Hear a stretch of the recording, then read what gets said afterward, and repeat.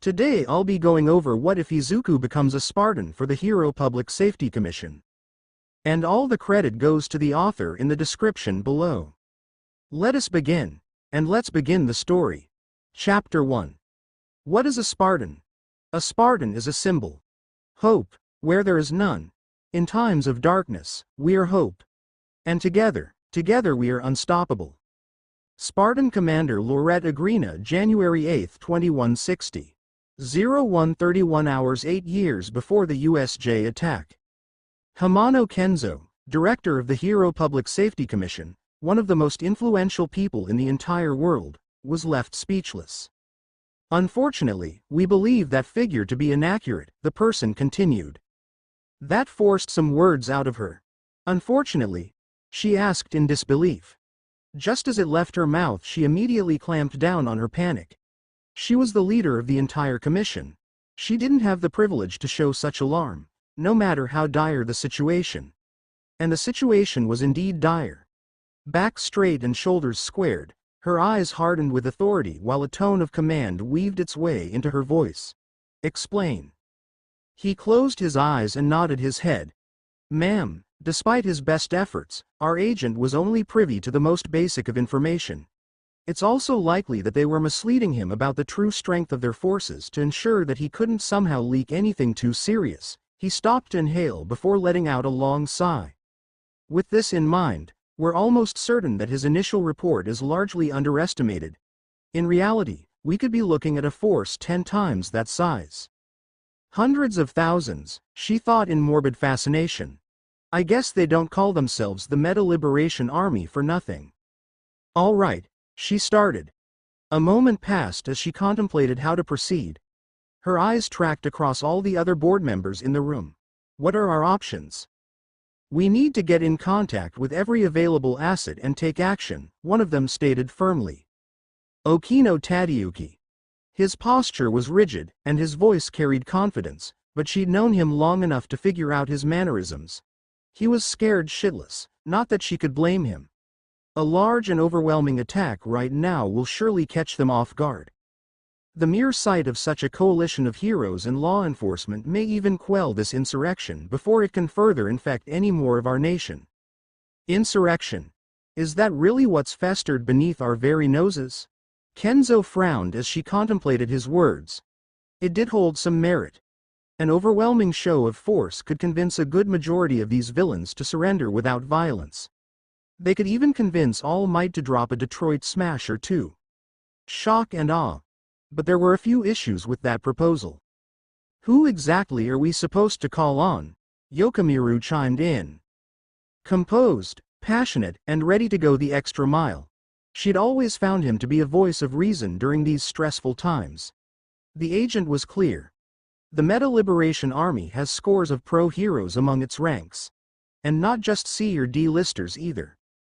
We're talking about people who could tear down entire city wards by themselves. And if their theory is correct, that there are hundreds more that we don't know about, who are we supposed to trust? We can always rely on All. He stopped himself, his eyes widened. His face formed a scowl before he leaned back into his chair. Ah, yes. That. Kenzo winced at the reminder. All Might had just left the hospital only 2 days ago. Despite the doctors and Sir Night-Eye demanding that he stay there to recover. The symbol of peace. What an absolute idiot he could be sometimes. Diving headfirst into All for one's main base without any reinforcements or a single backup plan. And now several organs were seriously damaged, with some of them having been ripped out of his body entirely. Truly the epitome of critical thinking. Critical thinking. Well, what about the self-defense force? Surely, they haven't been as heavily infiltrated by the Meta Liberation Army. And they also have the means to pacify this uprising. A portly man proposed. A promising idea, Treasurer, if it weren't for the fact that they'd probably level half of Japan doing it, Okino snipes. Not only that, but could you imagine the panic it would cause the public when they see tanks rolling through streets? Or gunships and helicopters flying through the air? Nakata Kenji, head of public relations, added. It'd be complete pandemonium. Mera, said Director Kenzo. The room immediately went quiet. Get me a secure line to UN Fleet Activities Yokosuka. 1. Catherine Halsey. January 8, 2160 08 hours. This was something she certainly wasn't expecting today. Not that she was shocked. Dr. Halsey was used to unexpected situations falling into her lap at the most inconvenient of times. Still, this was far more serious than most of the other assignments she'd taken up. I'll need more information before I can give any sufficient advice. With respect, Doctor, this is an extremely sensitive situation. We're already taking a risk by telling you. We estimate that they're hundreds of thousands strong and that they'll only continue to grow, Director Kenzo interrupts. They have the backing of one of the largest support tech companies in the world, an established political party, a massive surveillance corporation, and plenty more that we don't know about. Their army isn't hiding out in some faraway base either. They live right here, in our cities. They can wreak havoc at any moment without warning. We also have confirmation that quite a few pro-heroes are turncoats as well, so we don't know who to trust. Is that sufficient? Halsey inhaled deeply, held it for exactly 3 seconds, then exhaled. It had always been difficult working with Kenzo. Although she was grateful for her honesty, the director had this annoying habit of throwing a nigh impossible task at her without warning. Or the courtesy to wait until a more decent time. She understood the stakes, but couldn't they have waited for just a few more hours? Or at least until she'd solved the other crisis she was dealing with right now? No matter. This was by far the more serious threat. An army hundreds of thousands strong who were hiding in plain sight while being readily supplied by some of the most influential corporations in modern times. All while the number one hero was unavailable for the foreseeable future. This already had the potential to rip Japan apart, but if it were allowed to grow any more, then how far would their influence reach? How much destruction could they cause before they were stopped? At that moment, she knew what she had to do. Send me all the information you have and book me a flight to your headquarters for tomorrow morning. I want an office readied for me and set up somewhere secluded. Perhaps in the basement? I apologize, Doctor, Okino stammered out. But what do you mean? Didn't you say that you were already occupied with another project? The office of Na? Oni can wait. The increase of new trigger strains is inconsequential in light of this new finding, she explained. Besides, I've built up enough credit with them to leave on short notice. The chairman remained silent, uncertain of what to say. Director Kenzo wasn't. We'll send you our intelligence report within the hour. Your office and a helicopter will be prepared by tonight. Thank you, Doctor. With that said, the call ended. I wouldn't be thankful, Director, Halsey muttered. She leaned down and rifled through her desk drawer before pulling out a thick manila folder. It was worn down with tears and stains spread through all its documents. A testament to the decades it had survived. Outdated and ineffective, though she could never bring herself to dispose of it. Not if we have to resort to what I think we will. January 11, 2160 08:33 hours. The Orion Initiative. It had been almost 150 years since the project was proposed in Ona's briefing room. And it showed. Catherine couldn't help but scoff at the vocabulary. Metahumans, superpowers, alter egos. The text was undeniably antiquated, but that was never its selling point anyway. At least, not for Dr. Halsey. The program was one of many promising solutions during a time when many thought it would be the end of the world. The initial outline called for using various augmentations of quirkless agents to combat the rising number of quirked individuals. This changed immediately when Oni began to realize that there was some merit to recruiting those with new abilities. The augmentations would supplement those new operatives whom they'd recruit from the most versatile of quirks, though both groups would still be considered superhuman.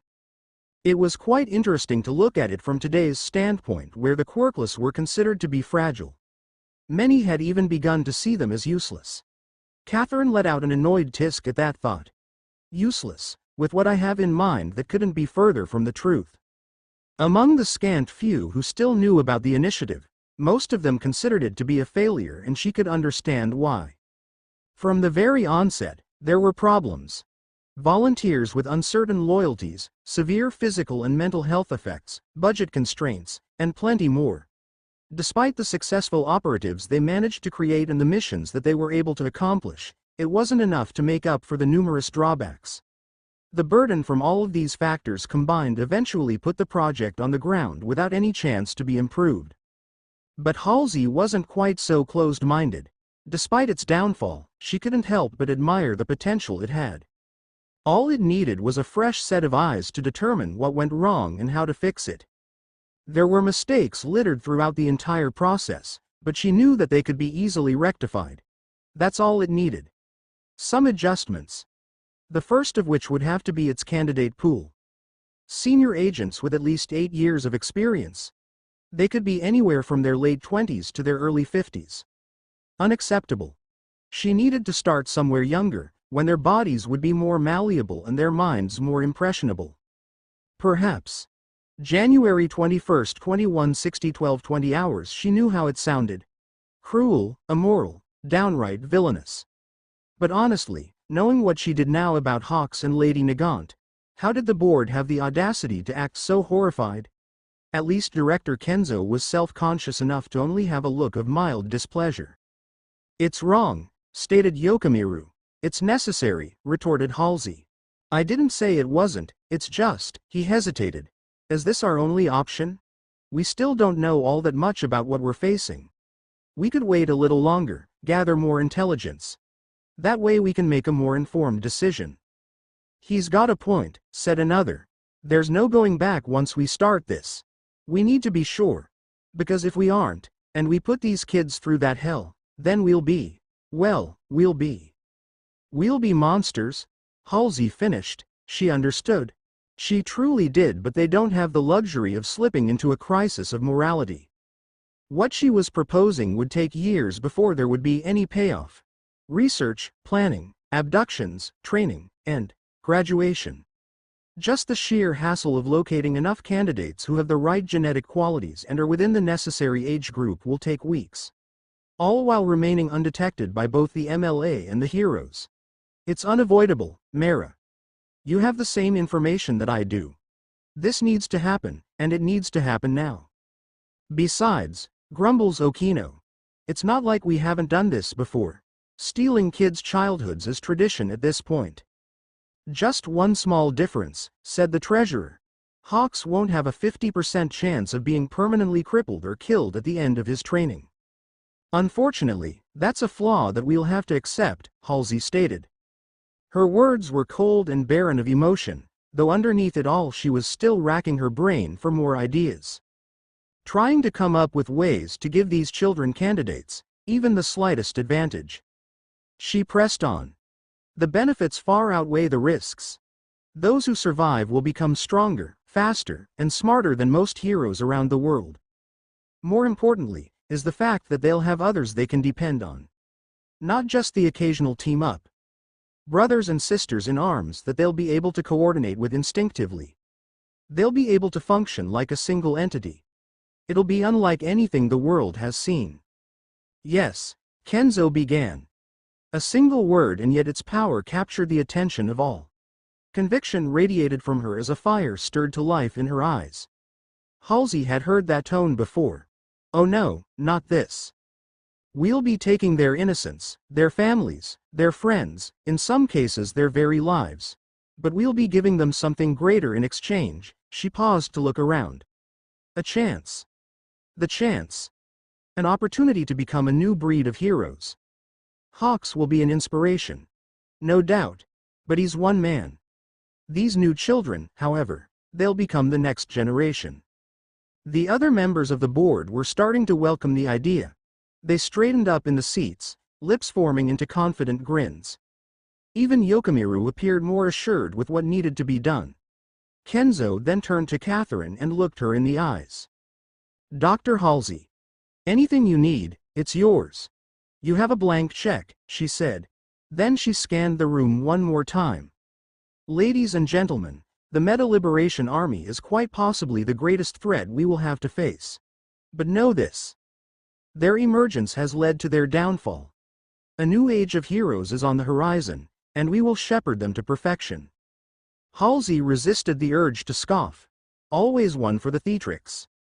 Chapter 2, October 10, 2161-0125. Hitoshi didn't ask for much in life. Well, he didn't ask for much anymore. He used to wish for all kinds of things. A trip to the water park, a visit to the ice cream parlor, a later bedtime, the newest All Might action figure, and, most importantly, an autograph from Eraserhead. Now all he wanted was for someone who could look past his quirk. Someone who could see Hitoshi as the aspiring hero that he was instead of the future supervillain that everyone else seemed to believe. Though he wouldn't mind getting that autograph. His parents had always believed in his dream to become a hero, but it didn't feel the same.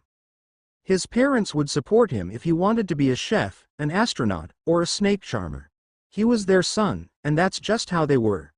Which he loved them for, but he needed something else. He needed someone who'd never met him before so they could see Hitoshi with fresh and unbiased eyes. That way when they said he could be a hero, he'd know they meant it. He glanced over to the clock on his nightstand, then let out an exaggerated sigh. Stupid insomnia. I wish I could just take a pill or something to go to sleep. At that moment he felt a sharp prick on his neck. GCK. He hissed. His hand shot up to the spot where he felt something biting him only to feel a sizable metal object sticking out of his skin. He pulled it out and then brought it to his eye to examine it in the moon's light. It was a skinny dart, just slightly bigger than a toothpick. He looked around his room trying to find where it came from, but his mind was starting to become foggy. It was getting harder to keep his eyes open and his movements felt sluggish. As he started to succumb to the darkness, he noticed that his window was fully ajar. His final thoughts before slipping into unconsciousness were about how he swore he'd locked it earlier. A few moments passed until a group of figures silently entered. One of them held a small body identical in every way to Hitoshi. A lady with blue and pink hair looked around before whispering, "All right, let's get this over with." Two agents came over to where Hitoshi lay. One injected him with a sedative that would ensure he stayed asleep for the long ride, then they picked him up and began moving towards the window. The others placed the replica in the bed where the original used to be. The body was already near death. The flash clones they'd produced were identical in every way, though they only lasted for a few weeks before they expired. Come morning, the parents will find their child lying cold in the bed, having passed away from a rare case of Boren's syndrome. Tsutsumi Kana wasn't pleased with what she had to do. She rarely was anymore. A brief look into the kid's file had revealed that his parents were extremely caring of him. She knew it would break their hearts. But she'd received the briefing from Dr. Halsey herself. Her logic, if nothing else, was sound. They needed these children. The agents efficiently removed any trace of their presence and then swiftly exited the house. Shinso Hitoshi wasn't even halfway point for all the candidates they'd need to obtain. They had a very busy month ahead of them. October 13, 2161-1609. William liked to think he was pretty strong, not physically, though he knew he was, but emotionally. It was already well into the second term here in Japan, yet he hadn't made any friends. Not for lack of trying either. Will would tell jokes, pick up dropped items, help classmates solve problems, and sometimes just walk up to people to try starting a conversation. All of it was met with failure, and it wasn't hard to figure out why. He was quirkless. It was something that his family found out when he was 4. His father was quirkless too, so it didn't come as a surprise. He remembers that it was quite a somber atmosphere in the doctor's office when they'd been told. The doctor was apologetic, as if simply telling them his condition was some sort of death sentence. His parents were rather grim. They knew about his desires to become a hero, which they believed would be impossible without a quirk. But Will recalls that he wasn't upset about the news. Despite not having a quirk, he'd received some good genes from both sides of his family. Broad shoulders, impressive height, strong muscles, though he was still agile enough to outpace the majority of his other classmates. Will figured that he'd just have to rely on his physical talent to become a hero instead. That's when the issues began. Once people heard that he was quirkless, they'd close off from him. Will went from everyone's most reliable friend to an outcast overnight. It had been like that for 4 years now, and it was becoming impossible for him to bear anymore. Will was a social butterfly by heart. He loved to play games, to tell stories, to crack jokes, to celebrate at parties, and so much more. It had been years since he was last invited to a sleepover. The worst was when he got into fights. Fortunately, they didn't happen often on account of physique. But there were occasions when a new kid showed up or someone became a little too confident. It never changed anything, though. He didn't start any of his fights, but he made sure to be the one to finish them. Of course, because he always won, the teachers always turned to him when dealing out the punishment. On those days it felt like he could feel the joy leaking out of his soul. That was how he found himself here today, sitting alone on the outskirts of the playground far away from all of the other kids. Some of the parents would take pity on him, so they would have their kids invite him to birthday parties. It was a nice sentiment that didn't extend to everyone else. We'll feel the others' scorn. Their eyes were practically burning into him as soon as he arrived. He dropped the present he brought on the table, then promptly secluded himself. He hadn't left just yet, on the small chance that maybe someone would come over to sit with him. How he now regretted that choice. He never heard the men come up behind him. Not until there was a strange smelly rag in front of his face. Small, but strong, arms reached up to try prying the cloth away, but it was of no use. Despite his above-average strength, he was no match for the disguised commission agents who quietly carried him from the playground. He wanted to scream out for his parents even though he knew they weren't there. They were still at work and would be for another hour or so. The struggle only lasted a few more seconds until he eventually succumbed to the chemical. The agents easily hopped into the van they had, speeding off without any further resistance. By the time anyone realized that young William was missing, the 8-year-old was long gone. Commission agents in the police department would work to label the case as another tragic kidnapping. October 13, 2161 2000 May brought her hands up to slowly massage her ears to expel the ringing sensation from them. She knew something was missing when she began her experiments, but couldn't figure it out until her newest baby exploded spectacularly in her face. Earmuffs. It wasn't a particularly violent one, especially in comparison to her previous designs, but it was certainly loud enough for her to take a momentary break from her work. Explosions were a common occurrence in her creative endeavors, which was why she had developed the proper personal protective equipment necessary for reducing any risk of bodily harm. Thick leather gloves, a heavy-duty jumpsuit, steel-toed boots, a hard hat, safety goggles, and of course her earmuffs. Most of the equipment hung loosely off of her on account of not being even 10 years old, but she figured that her well-being was still within acceptable margins. Her parents would argue that there shouldn't be anything blowing up in the first place, but they didn't understand. It was all part of May's process, a complex operation that oscillated between delicate handling and violent reactions. At first, the older Hatsumes had prohibited her from doing any kind of inventing, though her persistence in finding ways around their rules had led to them partially relenting. They agreed that she could work while under supervision. May found it unnecessary but agreed anyway. She wasn't as socially inept as her peers tried to make her out to be. Things like personal boundaries and managing her noise level sometimes eluded her, but she wasn't oblivious to when someone was worried about something. Her parents were, unreasonably, terrified at the possibility of her being harmed, so she agreed for their sake. And she'd made good on her promise for almost a whole year now, until tonight. Both of her parents were out on one of their date nights. They'd be back within the hour. May knew they didn't like to leave her alone for long. But that was too long. She'd just come up with an amazing modification to her grappling shot that would allow it to support double the weight it normally could. It was these spontaneous instances of genius that fueled her annoyance at the rule. Inspiration didn't abide by a schedule. Her hands came down to her sides as she turned towards the entrance of the lab where her safety equipment was stored. That's when she noticed the figure in the doorway. It was too slim to be her dad, though far too tall to be her mother. In their hand was some sort of small metal contraption. May's eyes widened in realization, but it was too late to further react as a tranquilizer dart embedded itself into her shoulder. The effects are immediate.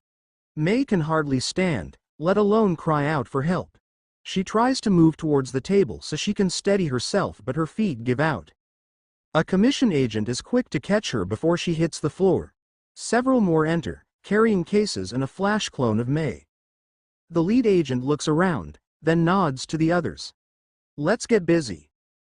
10 minutes later, a black van speeds away from the Hatsume household.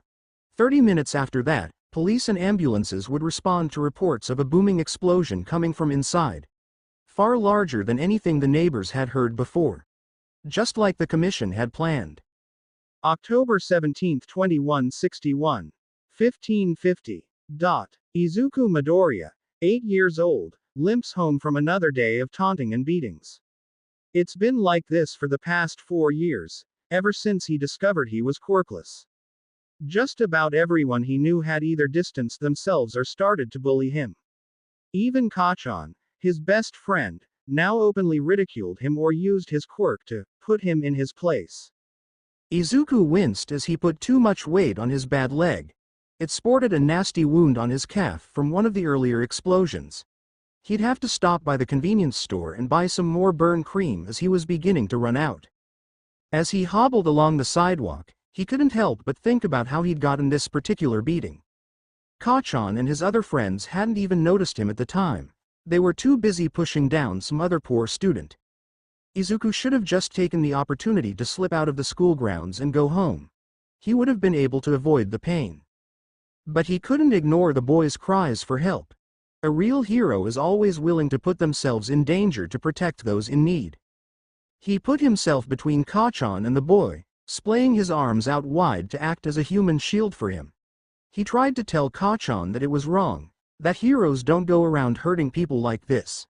All he got in response was a sneer right before an explosion was let loose square in his chest. The gang proceeded to wail on him for a few minutes after that until they became bored. At least they stopped hurting that other kid, Izuku muttered. That was the price he had to pay to be a hero.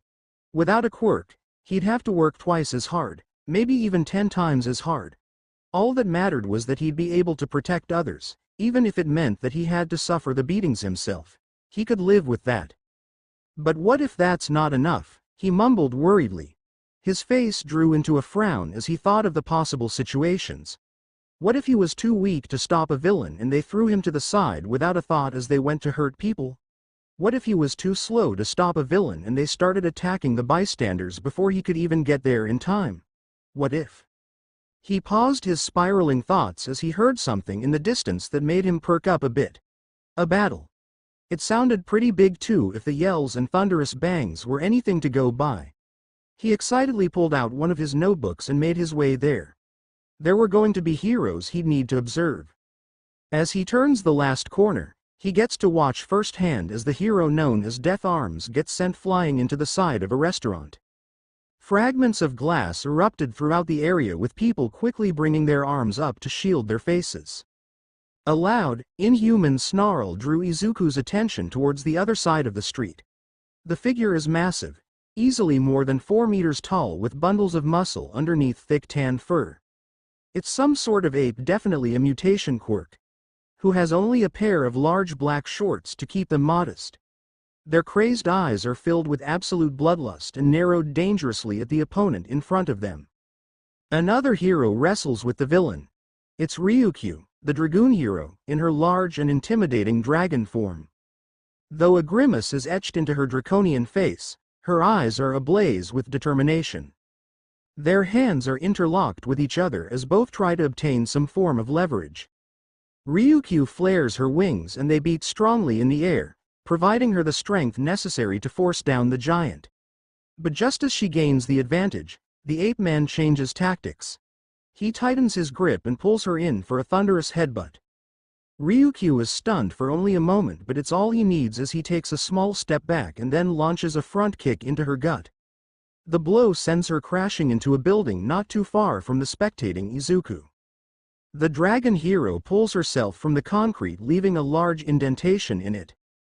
She shakes her head vigorously, then turns to glare at the villain across from her.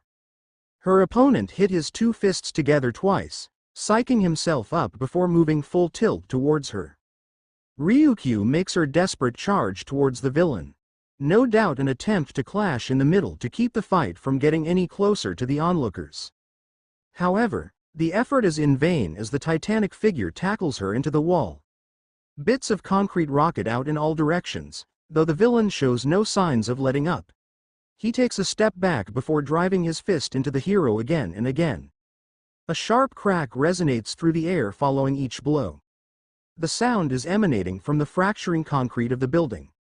A web of fissures has spread out from the combatants, and it grows with each passing moment. Death Arms comes tumbling out of the restaurant he was thrown into. Blood flows from several cuts along his body, though he's just as focused as ever. He takes a moment to take in the carnage, then places his attention on the stunned bystanders not even 5 meters away. Hey, get out of here. This area's too dangerous. In Izuku's mind, he's beginning to register that this fight has gotten out of hand. The villain hasn't been contained, civilians, himself included, are within range of collateral damage, and the buildings around them are starting to look unstable from the sheer force of the attacks. A hand settles itself on his shoulder, causing him to look up. A young lady with purple eyes stares back. A look of concern is etched into her face. He can tell because of the furrowed eyebrows and how the mouth is set into a hard line. There's not much else to distinguish her, though. A large gray hoodie, sweatpants, and sunglasses conceal much of her appearance. Hey kiddo, I think you ought to come with me, it's not safe here. It's at that moment that a distinctive crack echoes out, accompanied by the very ground beneath him rumbling ominously. Izuku looks up to see the fragmented apartment complex just to his left begin to shudder. That's all the warning he gets as strong arms suddenly grip him, hauling his small frame to the side as the building collapses. Kana Tsutsumi chewed the inside of her cheek in frustration. She tried to force the child to run away with her willpower. It would never work. She'd been tailing the kid for a while now and had read his file numerous times beforehand. It was practically burned into her mind. Her target was a grade A hero fanatic. He'd stay there until the buildings were falling on his head. She huffed. Kids, they have no sense of self-preservation. Midoriya Izuku. Green hair, green eyes, 123 centimeters tall, and only 22 kilograms. She'd have a harder time picking up a sack of groceries than she would him, and it was beginning to look like she'd have to do exactly that if the situation deteriorated any further. Which was more than likely considering that there was an instant villain on the loose. Kana wasn't as involved with the so-called villain factory case as much as her peers, but the commission had seen fit to provide a general briefing about the subject regardless. Just in case. It was because of her knowledge that she was so confused about their appearance here.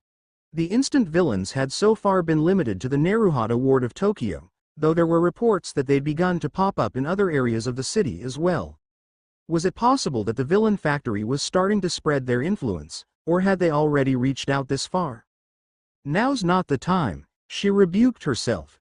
Midoriya was still in jeopardy. The crowd he was a part of was merely meters away from the villain. Kana herself was at the edges of the group.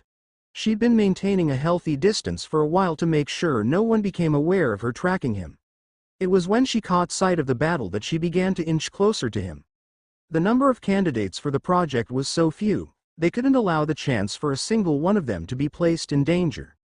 That's why she and the 6 other agents in the area were on edge as they noticed just how chaotic everything was. The original plan was for them to grab the kid on his way back from school, preferably once he reached the quieter areas around the residential district. That way there wouldn't be too many heroes. They'd swap him with the Flash clone that they had and stage it to look like he'd passed out from what would later be discovered as Bourne syndrome. They'd need to be careful. The van with the clone was nearby on account of the other agents rushing out of it to form a perimeter around Izuku. Ryukyu and Death Arms were certainly strong, but they had yet to figure out what they were dealing with. The bodies of instant villains were saturated with the quirk-enhancing drug known as Trigger, escalating an average person into as much as a B-rank threat. It doesn't help that their sense of reason is practically nullified too.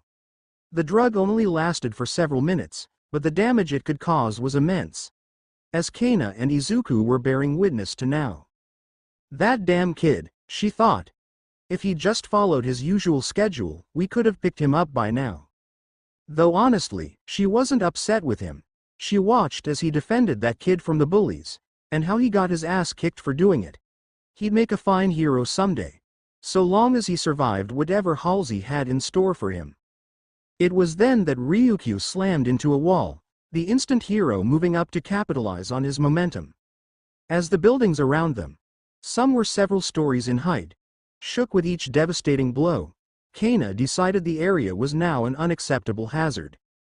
Screw it, she muttered. She leaned into her communications devices and whispered to the surrounding. All agents, this is Nagant. Change of plans. Get the clone. We're making the swap now. A moment of silence. Then a man and a woman eased their way from the crowd into the unmarked van. Death Arms finally emerges from the restaurant and starts yelling at everyone to get clear. Kana shifts through the wave of people to stand right next to Izuku. She places a hand on his shoulder and waits for him to look up at her before speaking. Hey kiddo, I think you ought to come with me. It's not safe here. There's a twinge of fear in his Viridian eyes as he's no doubt realized the full weight of the situation.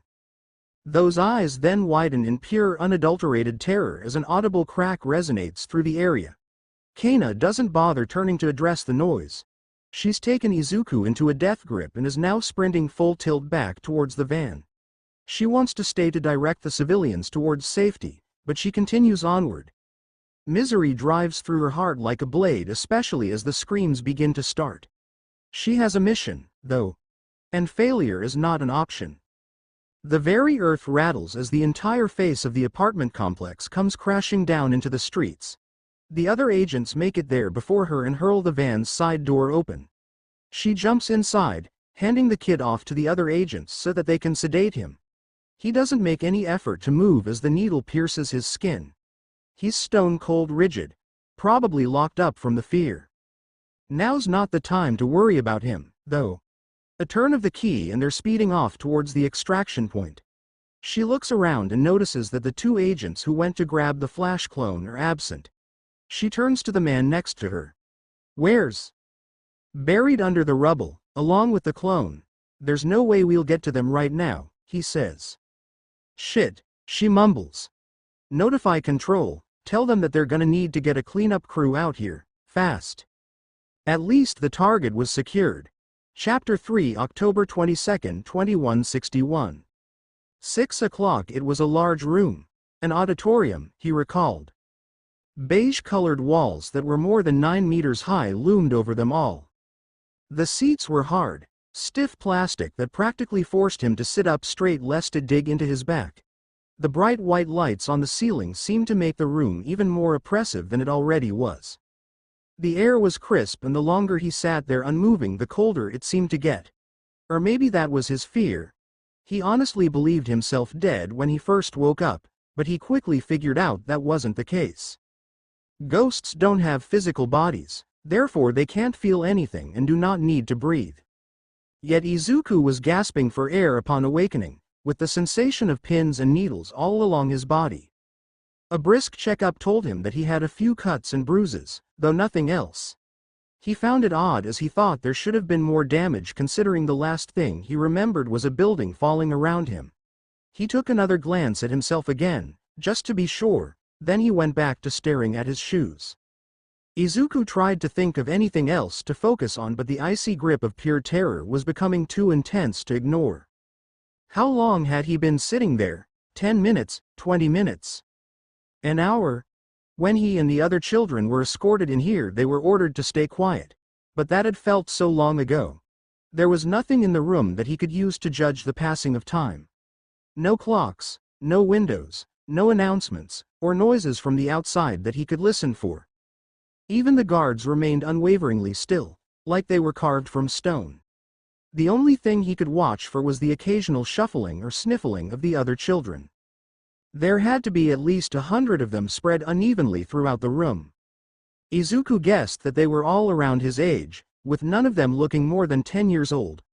Other than that, he couldn't determine any major similarities that might help him understand why they'd been taken.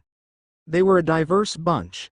A variety of hair and skin colors that not even a rainbow could compete with, different heights and builds, some with mutant quirks while others that likely had emitter or transformation types. There might even be more quirkless types like Hai. Izuku perks up. The whisper was so soft that he almost didn't hear it, but in a room this silent the person might as well have shouted at him.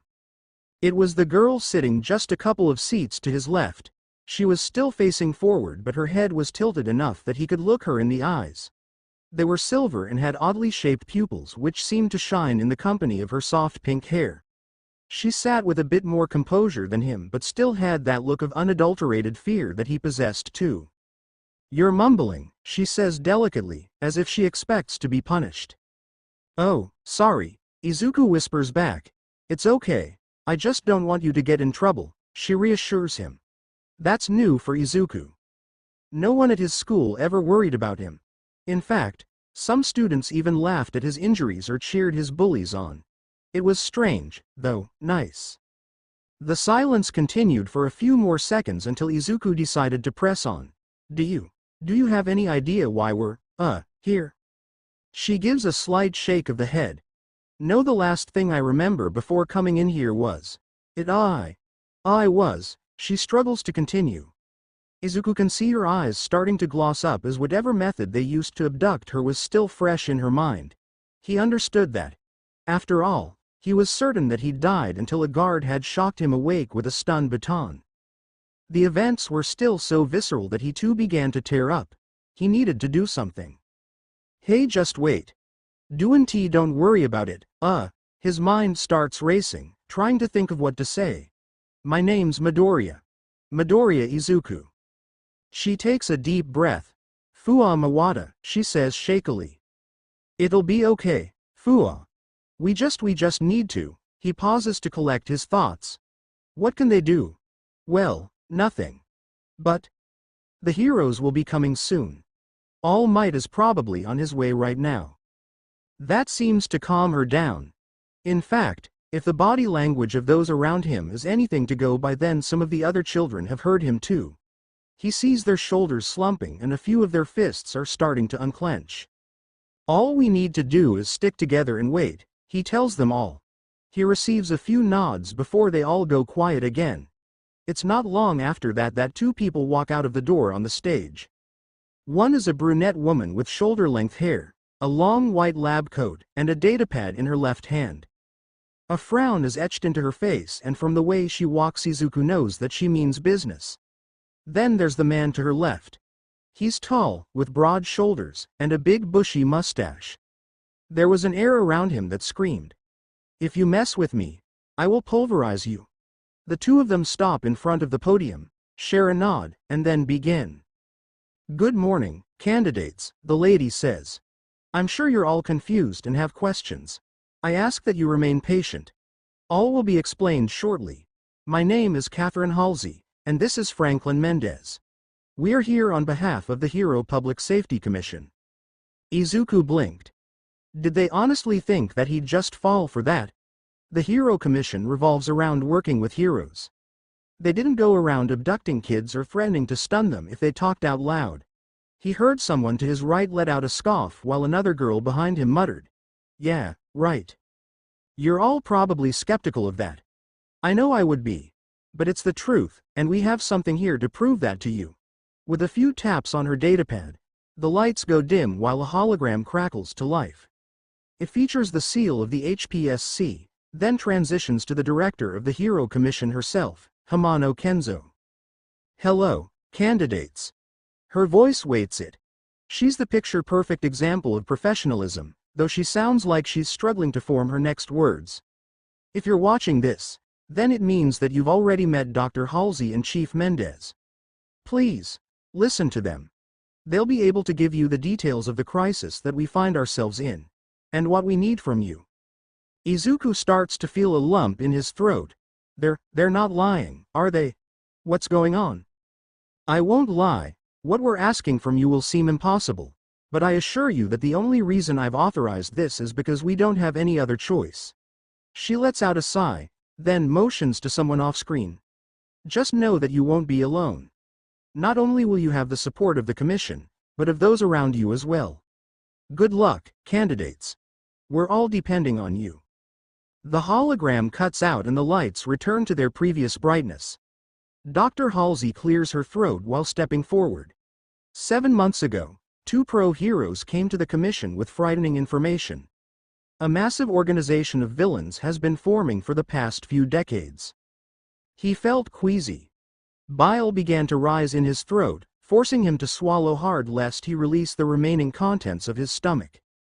The room was already oppressive enough, but now it felt like the walls were closing in on him, trying to consume him and leave no trace, just like these villains would do if they found him.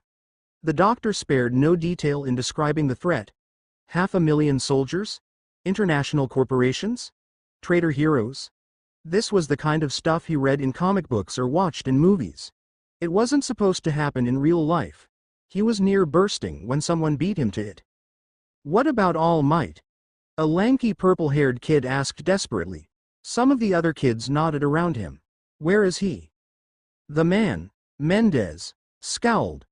Did we say you could speak, candidate? His voice was menacing, though there wasn't any venom to it. It seemed to be meant as a warning rather than a threat. Either way, the tired-looking kid shrank in on himself immediately. Dr. Halsey decided to address it. It is a fair question. You needn't worry about All Might's loyalty. He is a true hero, through and through, she said. Hope blossomed in Izuku's chest. Of course, All Might wouldn't join these villains. He was the symbol of peace itself. His brief respite was shattered. But he won't be around much longer. We estimate that he'll have to retire sometime in the next couple of years or so on account of his injuries. Injuries? He thought. Izuku couldn't think of any indication of All Might having been so gravely affected that he'd have to retire in just a year. Actually, now that he thought about it, All Might's eyes did seem to darken a bit recently. But that could be written off as sleep loss. The #1 hero hardly ever took breaks.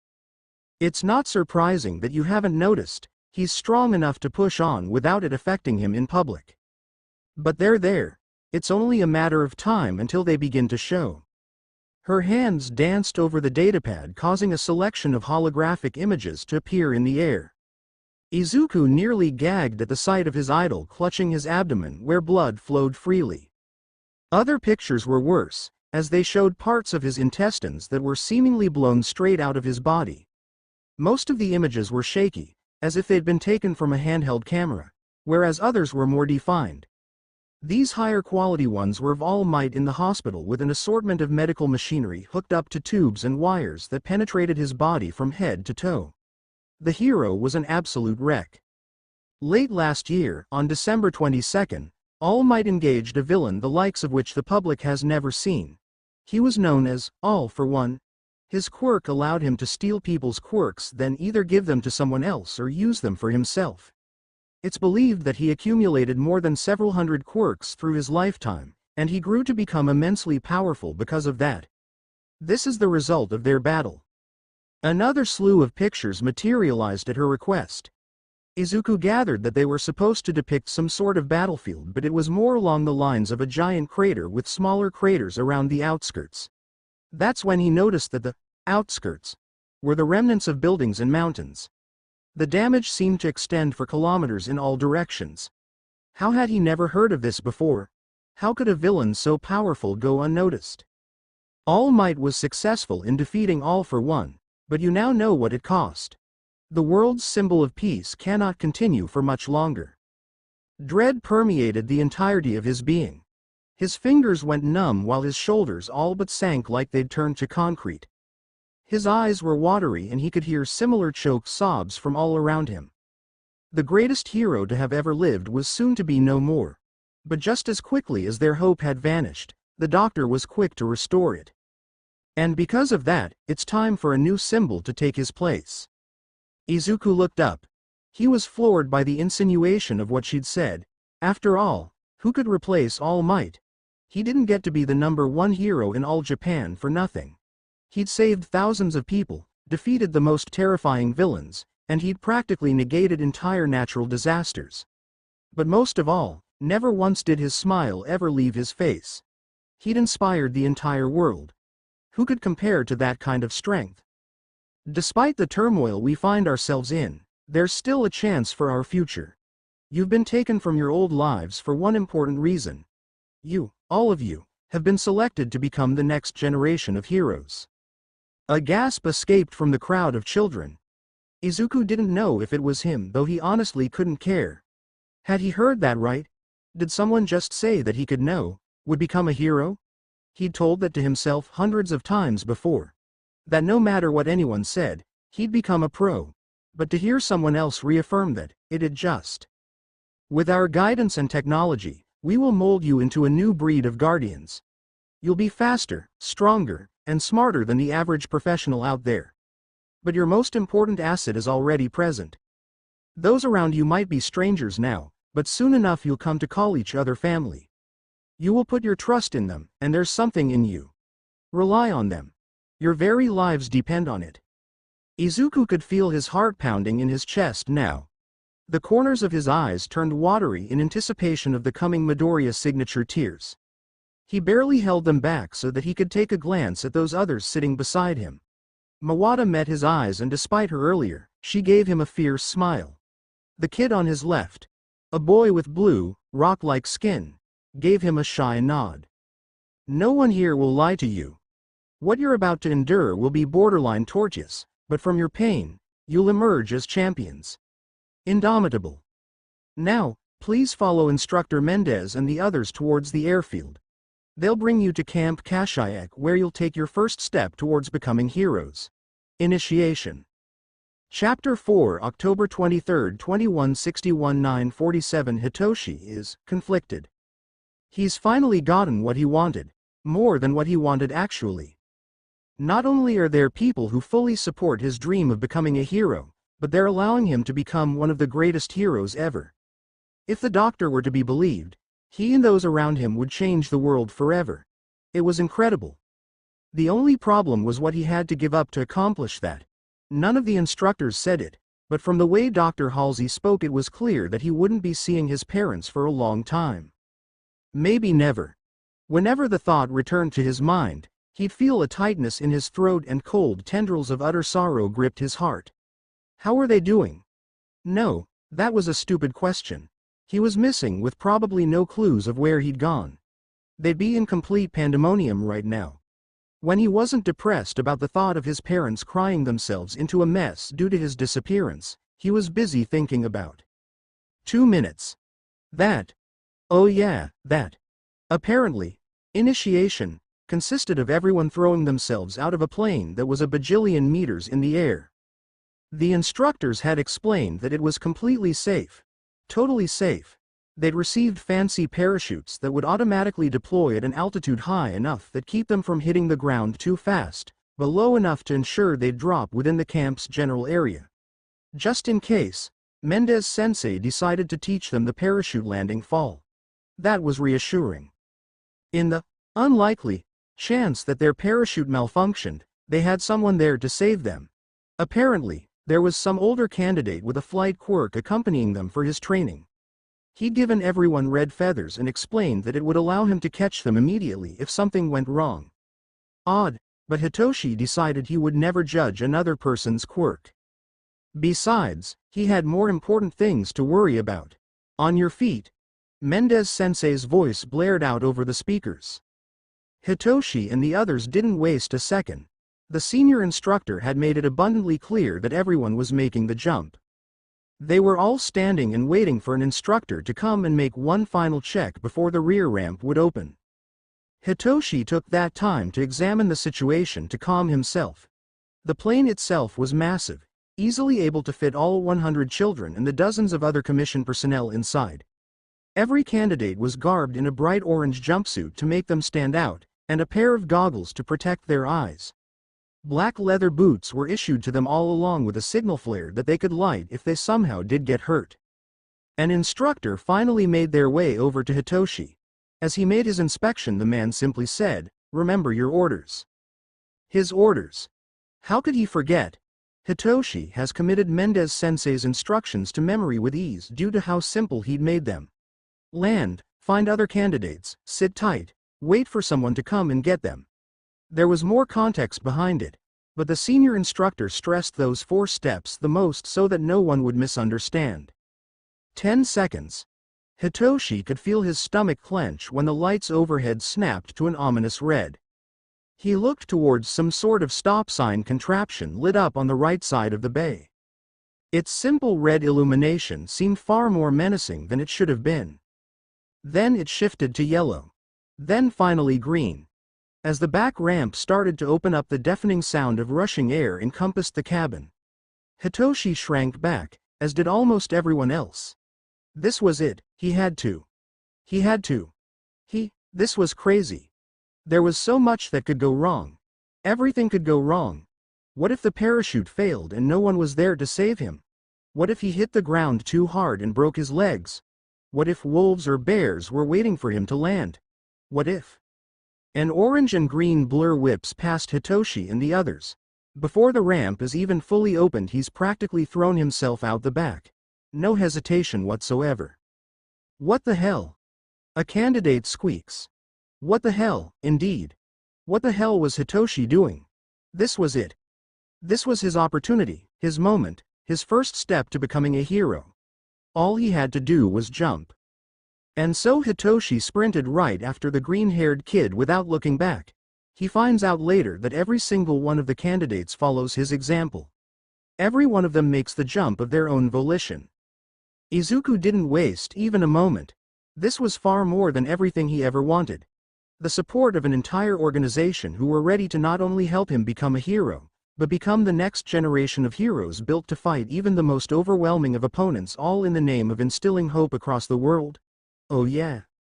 Though he too longed for when he would be able to see his mother again, he knew that this was his only chance of fulfilling his greatest dream. It was also the best choice for everyone. He'd find her again once this was all over, once he had the first chance. But he knew what he had to do. It was slowly starting to come back to him. The day he was kidnapped. The screams of all those people as that lady carried him out from under the collapsing building still haunted him. He, and all of his new family members, would make sure that never happened again. Of course, he still had to take things one step at a time. He was brought out of his musings when the automatic functions of the parachute activated and the orange nylon sheet billowed out from behind him. The immediate G-force of the action whipped his body for a brief second, but he was ultimately fine. As he slowly makes his descent toward the low-level tree line, he takes the time to absorb his environment. He'd been told that Camp Kashyyyk was an island, but from where he was, he could only see the sprawling green go on for kilometers. Forests, open fields, several small lakes, and a few man-made structures can be seen. It's gorgeous. He tilts his head to look behind him and is pleased to see other orange parachutes deploying in the sky, with similar small bodies hanging below them. They all start to drift in random directions, but Izuku isn't too concerned. After all, some of them are so close that he can practically see the smiles on their faces. Or maybe they're expressions of absolute mind-numbing terror? No, it's smiles. Eventually, the ground comes close enough that he needs to focus on his landing. He's still coming in a little fast, so readies his legs and prepares to make the parachute landing fall. As his feet make contact, he buckles his legs and falls to his left. It's a controlled fall, however, so he makes sure to get as much of his body on the ground to have more surface area to absorb the impact. He lies there for a second and breathes. It seems he didn't execute it quite right if the dull pain in his ankle is an indication. Oh well. He wasn't falling that fast, he just wanted to be safe. He gets up and unclips the harness as he was shown to. His first order has been completed. Land. Now on to the second one. Rendezvous. He cups his hands over his mouth and shouts at the top of his lungs, "Hello? Is anyone around?" He waits for a moment, listening intently. He notices then that the area he's landed in is open with full visibility. But just a dozen meters to his side is a forest with trees that stand at 3 times his height. Perhaps they're lost. After a few seconds, he tries again. "Hello, hello. If you can hear me, follow my voice." "Ah." A voice shouts from above. Izuku's head snaps upwards. A kid with wild purple hair descends rapidly towards the forest. As he disappears behind the trees, the sounds of branches snapping and fabric ripping emanate from the foliage. Izuku blinked owlishly. Eventually, a monotone voice with far too much sass calls out. "Don't worry, I'll just wait here, stuck in this tree, by myself, alone." A genial smile forms on Izuku's face as he makes his way into the woods. Today was easily one of the top 10 days of Will's life. It wasn't the best day on account of finding out he'd been kidnapped and wouldn't see his family in the foreseeable future. But it was certainly better than the past few years since his classmates all but abandoned him after they'd discovered he was quirkless. The reason? And what do you think our bedtime will be here? I know that we're gonna be busy and whatnot with all of the training, but I need time to test out some new ideas I got for more of my babies. Oh, what kind of lab do you think they'll have here? They'll probably have all kinds of supplies in their inventory like fabricators, TIG welders, plasma cutters, maybe even some. Will can't resist. He has to ask one more time, just to confirm that he's not dreaming. Hatsume. She stops immediately to look back at him. Yeah, what's up, my new lab assistant? You're sure you don't mind me being quirkless? He asks hesitantly. He needs to hear it again. He has to make sure, as if asking her once more will somehow reveal that she's just been pulling his chain this whole time and that in reality she wants nothing to do with him. His lack of a quirk was the first thing he'd told her as soon as they came across one another. He was in high spirits after the speech from Dr. Halsey the previous day. Her declaration of exceptional teamwork and unshakable camaraderie had caused him no end of excitement. Despite his jubilation, there were still shadows of doubt that plagued his mind. Would the other kids be accepting of him? His previous classmates surely wanted nothing to do with him, so what were the chances that his new teammates would be the same? Will received his answer in no time. Are you still on about that? All right. Listen here. If anyone, and I do mean anyone, gives you trouble because you can't shoot laser beams from your nostrils or something like that, you let me know. A wicked grin spreads across her face, and I'll deal with them myself. You're my assistant now. That means you take crap from nobody, all right? Will's smile threatens to split his face in two. All right. Hey, where are we going anyway? Hatsume's face scrunches up in deep thought. I'm not sure. Mendez-sensei told us to find other kids and then wait to get picked up. So, I kinda just thought that we'd walk around until we found someone or someone found us. I guess that makes sense. Hey, you said your quirk allows you to see far, right? Yeah? Well, if we get to a clearing then you'll be able to see for kilometers around. We can find and meet up with everyone in the fields, he explained. Well, sounds like a plan to me. I think it's this way to the nearest opening. You're the one who jumped first. Izuku's a little caught off guard by that statement. In the time it took them to free Hitoshi from his entanglement, they'd only exchanged their names and a few pleasantries. They'd settled upon a comfortable silence for the past few minutes when he'd said that right out of the blue. I was. Hitoshi cocks his head to the side. You don't remember? You freaking threw yourself out. When that door opened I almost fainted, we all did. But you didn't waste a moment. Izuku's stunned. He wasn't even thinking about anyone else in the plane. His body had all but moved on its own. He'd just known in his heart that this was what he had to do. How do you do it? How can you just be so brave? Does it have to do with your quirk? And at that, Izuku falters. He'd been so bolstered by this new faith that the commission had in him that he'd forgotten all about how others would view his condition. Well, there was no point in hiding in. His timid nature returns in force as his shoulders slump. I'm. Shinso leans forward in anticipation. Izuku sucks in a deep breath. I'm quirkless. And that's it. He finally said it. Now all that's left is to wait for the inevitable ridicule. The laughter. The scorn. Whoa. That's pretty cool. What? Izuku mindlessly blurted out. I said that's cool. I don't think it matters whether you have a quirk or not. That doctor lady was pretty clear that all of us are gonna become the best heroes ever or something like that. So if she chose you, I don't think she minds if you're quirkless. And, well, I don't mind either. I mean, you didn't even stop to think that you were jumping out of a flying airplane. That's nuts. He could hardly believe it.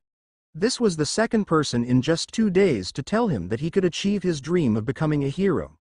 But this time, it was directly to him. Hitoshi has just told Izuku, to his face. That he's okay with him becoming a hero. He has to wipe at his eyes a little bit as the all-too-familiar sensation of those Midoriya tears begins to well up. He's gonna have to figure that out soon. Thank you. I thank you. I don't think you know how much that means, he almost sobs. It takes a while, but he's able to calm himself down. So, do you have a quirk? This time it's Hitoshi who adopts a look of reluctance. Yeah, I do. It's kind of creepy. Are you sure you want to know? Creepy? Izuku has had classmates who could pull their eyeballs out of their sockets like a snail and turn their heads into some sort of oversized wooden anteater. I can control people with my mind, like brainwashing? Yeah, he said shyly. His features were saturated with apprehension, but there was a hint of hope in his eyes that Izuku picked up on. He recognized that kind of expression. After all, he was wearing it not a minute earlier. That's amazing. He shouted. Do you know how valuable something like that could be for a pro hero? You could single-handedly stop villains before a fight ever broke out. Though the rest of his body doesn't make any noticeable changes, a small smile slowly materializes. Thanks.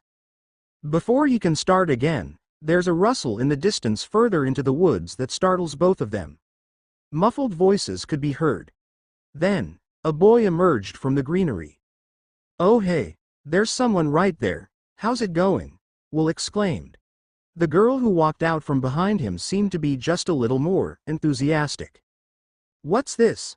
May's eyes zoom in on the two new candidates. More assistants to recruit into my lab. Will, you've just been promoted to head assistant? Izuku stayed silent, unsure of how to respond to that statement. Hitoshi leaned in close to him and simply whispered, should we run? Just then, the red feathers that they'd all forgotten about came to life. They hoisted each candidate into the air without any difficulty and flew them at a steady speed out of the forest. On the other side stood one of the instructors with a digital tablet in her left hand. Behind her was a large military-type truck that had 3 sets of wheels. Another instructor was sitting in the driver's seat and one more standing in the open back. Several other children were situated in the 2 rows of seats.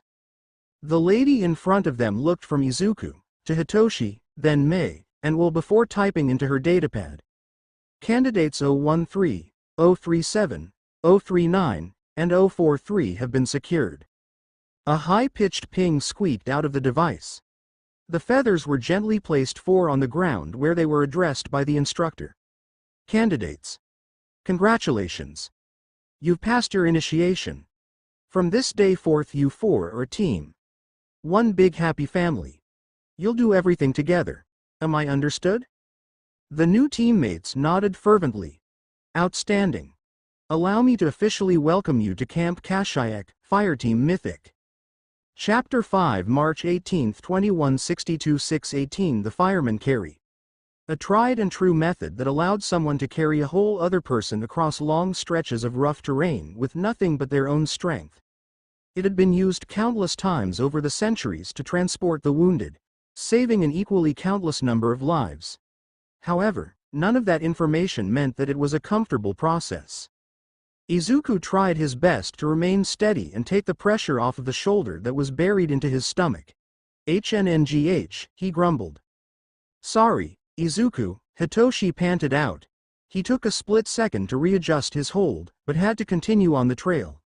It was a 4-kilometer loop around the complex. The exercise called for one partner to carry the other for half of the course, then they'd switch at the halfway point. They'd done it a couple times by now, but that didn't change the fact that it sucked the energy out of them mercilessly. It's okay, Izuku assured him. If he wasn't as exhausted as he is now, he would have pushed on Hitoshi's back to raise himself up and thus relieve the pain. But he'd already run the course as the carrier. It left him drained and barely able to talk. They continued their run in relative silence after that. It was best not to waste energy through something like talking. Throughout the whole time, he couldn't help but think about his life at that moment. Hitoshi, May, and William. His team. His friends. What a concept. No, it was no mere concept, it was reality. They, and every other candidate, were quick to get on a first-name basis at the behest of the instructors. Apparently, Their family names were considered null on account of the world considering them to be dead. It bugged Izuku at first, but he had more important things to worry about. Like the fact that he had friends now who actually cared about him. It was such a shift for him, especially since his only friend beforehand was Kachan, who was, admittedly, not the best. He remembered the distinct change in Kachan's attitude when he told him about his quirklessness. It was so sudden and violent. But here, no one cared. In fact, Will and a few others were quirkless, too. When Hitoshi and Mei had heard of the two's histories, they vowed to always be there for them, no matter what. It was just. He was so caught up in his thoughts that he didn't notice the other half of his team called out to them. "Come on, Hitoshi. You got this in the bag. Put your rear in gear," Will shouted as he matched their pace. On his shoulders was Mei, who looked even more exhausted than Izuku. Despite her state, she made eye contact with the two, gave a weak smile and a thumbs up, then proceeded to throw up. Will didn't seem fazed, so that meant she must be okay. In fact, Will seemed like he could keep going for 10 kilometers before being remotely as drained as the rest of them. He was still breathing heavily, but it looked more like he was going for a light jog rather than carrying a whole other person on his back for the past kilometer. Even before the training, Izuku noticed that he was the strongest of the team. "Weren't you ahead?" Hitoshi asked between breaths. "Well, yeah," he said. "But then Mei pointed out that you were falling behind, so we had to come back." "Why?" "'Cause it's like Mendez-sensei said. We do everything together, we're here for each other, no matter what." Izuku couldn't help the smile, nor the tears in his eyes. The pain wasn't that bad when he had friends like these with him every step of the way. April 11, 2162-904. Are both candidates ready? Mendez-sensei asked. Izuku gave a curt nod, but remained focused on the person opposite of him. "Yes, sir." His opponent did the same. "Yes, sir," she answered. Golden eyes stared at him with the same sort of enthusiasm that a wolf might have before leaping on a deer. It was nothing new, but all the same, Izuku felt like the underdog here. Mendez-sensei glanced at both of them, stepped out of the dirt ring, and called out, "Begin." 099 was a blur. She'd crossed the 5-meter gap between the two of them before the last syllable had crossed the instructor's lips. Izuku had little doubt that she would have barreled him over had he not been laser-focused on her the entire time. His attentiveness rewarded him with the chance to score the first strike. Izuku stepped to the side and threw out his right knee just as she came in range. He made sure to pivot his hip into the attack, using his whole body to ensure that it would inflict as much damage as possible. The force of the impact sent her flying almost all the way back to where she started. Izuku knows that he should have felt horrible for what he'd just done. He just hit his friend with an attack that was intended to seriously injure them. Worst of all, instead of running over to see if they were okay, he was sprinting over to finish the job. But things had changed since they'd started learning combatives months ago. This was what they were supposed to do. Go for the takedown, and don't let up until your opponent is out for the count. And besides, he knows for a fact that that won't keep her down for long. He was proven correct when 099 leapt back to her feet effortlessly. She made no noise. Not a cry of pain, a grunt of exertion, nor a laugh to try and brush off the attack. That same delighted smile remained on her face. Izuku was certain that it was still there even when he'd driven his knee into her stomach just a second ago. Oh well. Legs still pumping, he tried to use his momentum and deliver a devastating punch to her face. He should have realized it was a bad idea when his opponent made no move to get out of the way. Instead, she threw an elbow aimed, not at his face, but at his fist that was hurtling straight towards her. Izuku tried to reel back as soon as he saw what was going down, but it was too late. Agony overtook him for a moment as excruciating pain raced up and down his arm. He clenched his teeth so hard that he feared he might crack them from the pressure. Yep. That hurt. His momentary loss of concentration gave 099 the perfect opportunity to hit him with a spin sidekick. He fought to keep his senses as the taste of bile rose in the back of his throat. He couldn't stand still. Just like they'd been trained, 099 didn't stop after just one attack. She continued her combination by jabbing out with her left arm. Izuku barely dodged out of the way, stepping back to maintain a healthy distance from her. She paused for a moment, considering her next action. Izuku needed to relax. His breathing was sporadic, his legs were far too wide, and his body had become extremely tense. At least he was still in the state of mind to keep his hands up near his face. Not that it did much good since his opponent didn't allow any time for Izuku to collect himself. 099 darted straight for him, seemingly intended to take him head-on. Izuku shifted himself so that he was squared up with her. The way her previously gleeful smile turned practically feral told Izuku that it was exactly what she wanted. As soon as she got within distance, he threw out a right cross to stop her dead in her tracks. She simply slipped under it and used a hook punch to hit him right in the stomach. Before he could retaliate, she followed it up with a straight punch that slipped past his guard and struck hard against his cheek. Disoriented, though far from defeated, Izuku responded by lashing out with a back fist which knocked her head to the side. It didn't do much damage, but it distracted her enough to allow him the chance to throw his knee into her side. The blow sent her back a few paces, but 099 refused to back down. She bobbed and weaved past his next few attempts until she found an opening. As Izuku went for a hook punch, she moved in close, then sent a powerful uppercut to his midsection. The blow staggered him for a second, which was perfect for her as she capitalized on the momentum. Two more uppercuts hit in the same spot before the last one cracked against his jaw.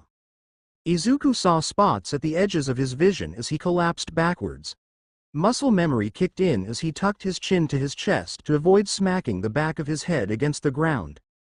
Once he landed, he tried to rise back to his feet. His disoriented mind, however, made that almost impossible. Match over. Izuku is unable to continue. Both candidates returned to the sidelines. Instantly, 099 was by Izuku's side. She helped him to his feet and then steadily led him to where the rest of the candidates were waiting. The other members of Fireteam Mythic were quick to surround him, checking for any serious injuries. Hitoshi let out a low whistle while Mei's face twisted into a grimace as she overlooked the damage. "Damn, boss," Will muttered. He noticed a thin stream of blood trailing from Izuku's lip.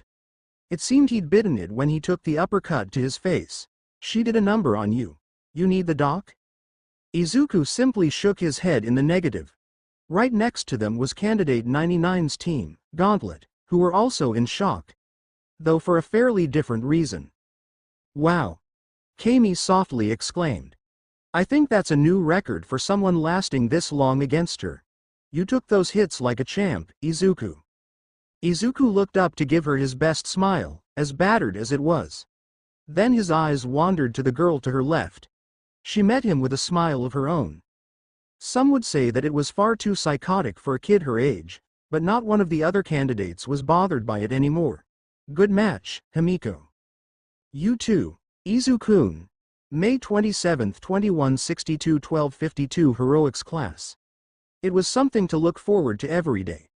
2 split sessions that were an hour each, teaching them everything that they needed to know about being a hero. Though their lessons were more tailored with how to be the best Spartans too. Things like team tactics were far more emphasized than they'd usually be on account of how they would operate in the future. The first few months were all about the basics of being a hero. How did heroes come into the world? What do they do? What do they represent? For the most part, it was simple classes that they probably would have learned at school anyway. However, their instructor would always set aside time at the end of their lessons for the most interesting part. Understanding the shortcomings of modern-day heroes. The majority of heroes today had a pop culture essence to them. It made sense considering that they're supposed to be public figures, inspiring hope and assuring the people that there was someone to keep them safe. But then money came into the equation. The more popular a hero was, the more merchandise they sold, the higher their profits became. All of a sudden, you get heroes who are more worried about their account balance than the lives of those they swore to protect. Though to be fair, there were definitely more who weren't greedy but still relied on the cash. Team Idaten was a perfect example. Not only did they have dozens of sidekicks at their agency, But they also had an expansive support staff who handled logistics, communication, investigation, and resupply. The cost of fielding all those people and managing the equipment they operated must have been through the roof. They needed to maintain a profit if they were going to continue in that capacity. And that's where the Spartans will differ, Tsutsumi-sensei said. With the Commission's backing, there's no need for any of you to worry about money. Our annual revenue ensures that you'll practically have an unlimited budget. Food, weapons, ammo, medical supplies, transportation, maintenance, support personnel. There's no shortage of them. All that matters is that you complete your mission. She stopped and made a show of looking around the entire class. There is a small, overlooked fact that comes with working inside a massive organization with multiple different departments. Would anyone like to guess what it is? Every candidate took a moment to think about it, racking their brains for an answer. Izuku himself was struggling to see what she was hinting at. Inefficiency. Miscommunication. Someone finally raised their hand. Yes, Keiichi? Rivalry. Tsutsumi-sensei nodded her head approvingly. Precisely. She clicked a button on the remote in her hand and the holographic projector changed to show several different symbols that Izuku didn't know. Some of them had globes and anchors, whereas others had what looked like wings and stars. The inter-service rivalry of a nation's military is perhaps the best known example. Despite their common goal, there's always been a great deal of competition amongst the different branches. For the most part, it's in good nature. Pictures of pranks and sporting events appeared. There were just as many scenes of tension and aggression as there were of the groups smiling and making amiable gestures. Izuku allowed a soft grin to emerge. He could understand that sense of competition. Despite how laid back he seemed, Hitoshi would sometimes get in the zone, as William put it. He'd push himself to run faster, punch harder, and jump higher than everyone else. But once the exercises were over, he always returned to that same, fake, apathetic attitude. Psycho was the same way, but more targeted towards their academics than their physical training. However, there are historical cases where these benign feuds can turn into something far more vicious. The previous images were replaced with black and white photographs of soldiers with antiquated weapons and vehicles. Some depicted old military ships burning or sinking, while others showed the soldiers suffering or dying. More than 200 years ago in our own country, the Imperial Japanese Army and the Imperial Japanese Navy actively sabotaged one another despite being engulfed in a world war. Ground crews refused to fix the other branch's aircraft and crucial intelligence wasn't shared between them. The Navy would consciously fail to resupply Army troops, leaving them to starve and die. Izuku was shaken at the idea. The both of them were on the same side. How could they just knowingly inflict such damage against one another? He'd had differences with some of the other candidates before, but he knew for a fact that he'd lay down his own life to keep them safe, and they for him. What Tsutsumi-sensei was telling them was just unacceptable. I can see that this is troubling for many of you, she resumed. That's good. The idea of such animosity between you and your brothers and sisters in arms should be revolting. She glanced at her watch, noting that their hour had come to an end. Remember that there are thousands of people working to support you in every way possible. Should even the smallest gear break, the entire machine could fail. Now get going. You don't want to keep Instructor Mendez waiting, do you? Chapter 6 June 3, 2163-2258 Lights Out had already been called almost an hour ago. Everyone was supposed to be fast asleep, getting their rest for another day of brutal training tomorrow. Camp Kashyyyk should have been at ease, with instructors quietly preparing the next day's drills and guards calmly patrolling the perimeter, and yet. You're still awake, huh? Mei whispered to him. Izuku let out a frustrated sigh. Had he been muttering again? He was sure that he'd been absolutely silent. There was no need to keep anyone else awake. Mei immediately picked up on the vexation radiating from him. Hey, it's all right. It's not just you that's wired up. Look. Izuku leaned up in his bed and scanned the other bunks. Another sigh escaped his lips, though this one was more melancholy than exasperated. At least half of the candidates were wide awake. From one to another, he locked eyes with Reiko, Kami, Shikui, Keiichi, and a dozen more. There was no doubt in his mind that they were all thinking about the same thing. The Sky Egg bombing. Dr. Halsey was never one to shy away from the gritty details.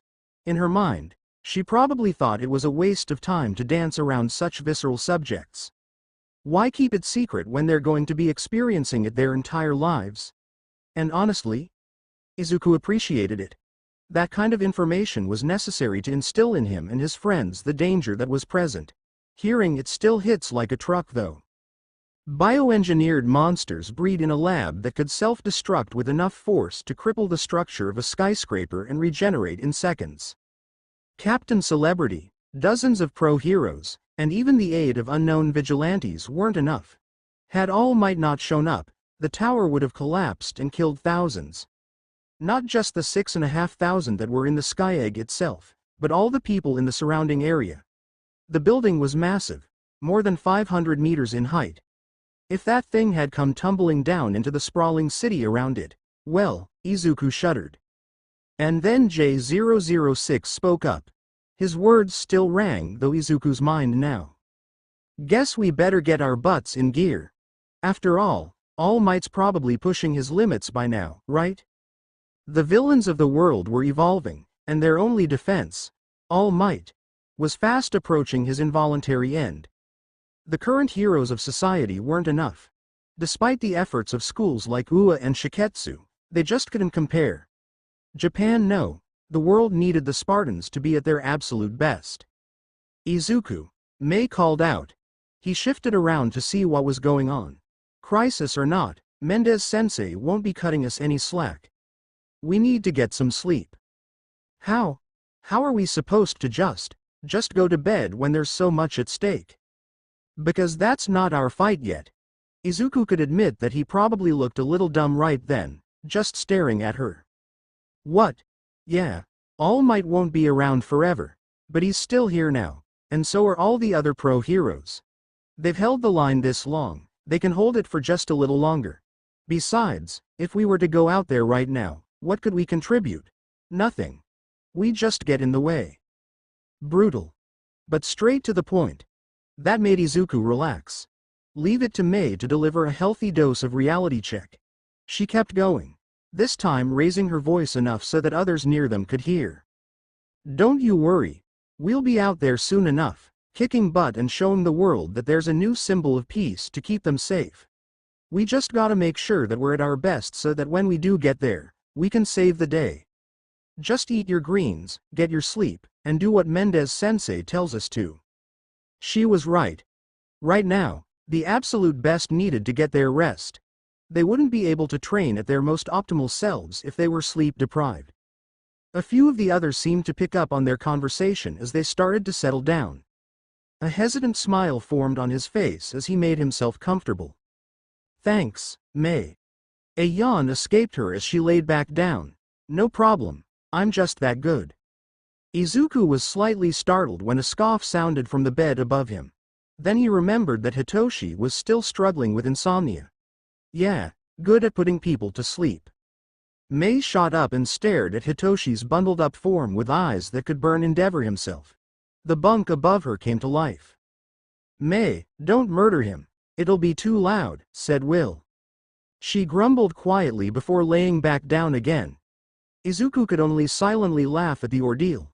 There wasn't a person in all of human history that he'd rather be put on a team with. These were his friends.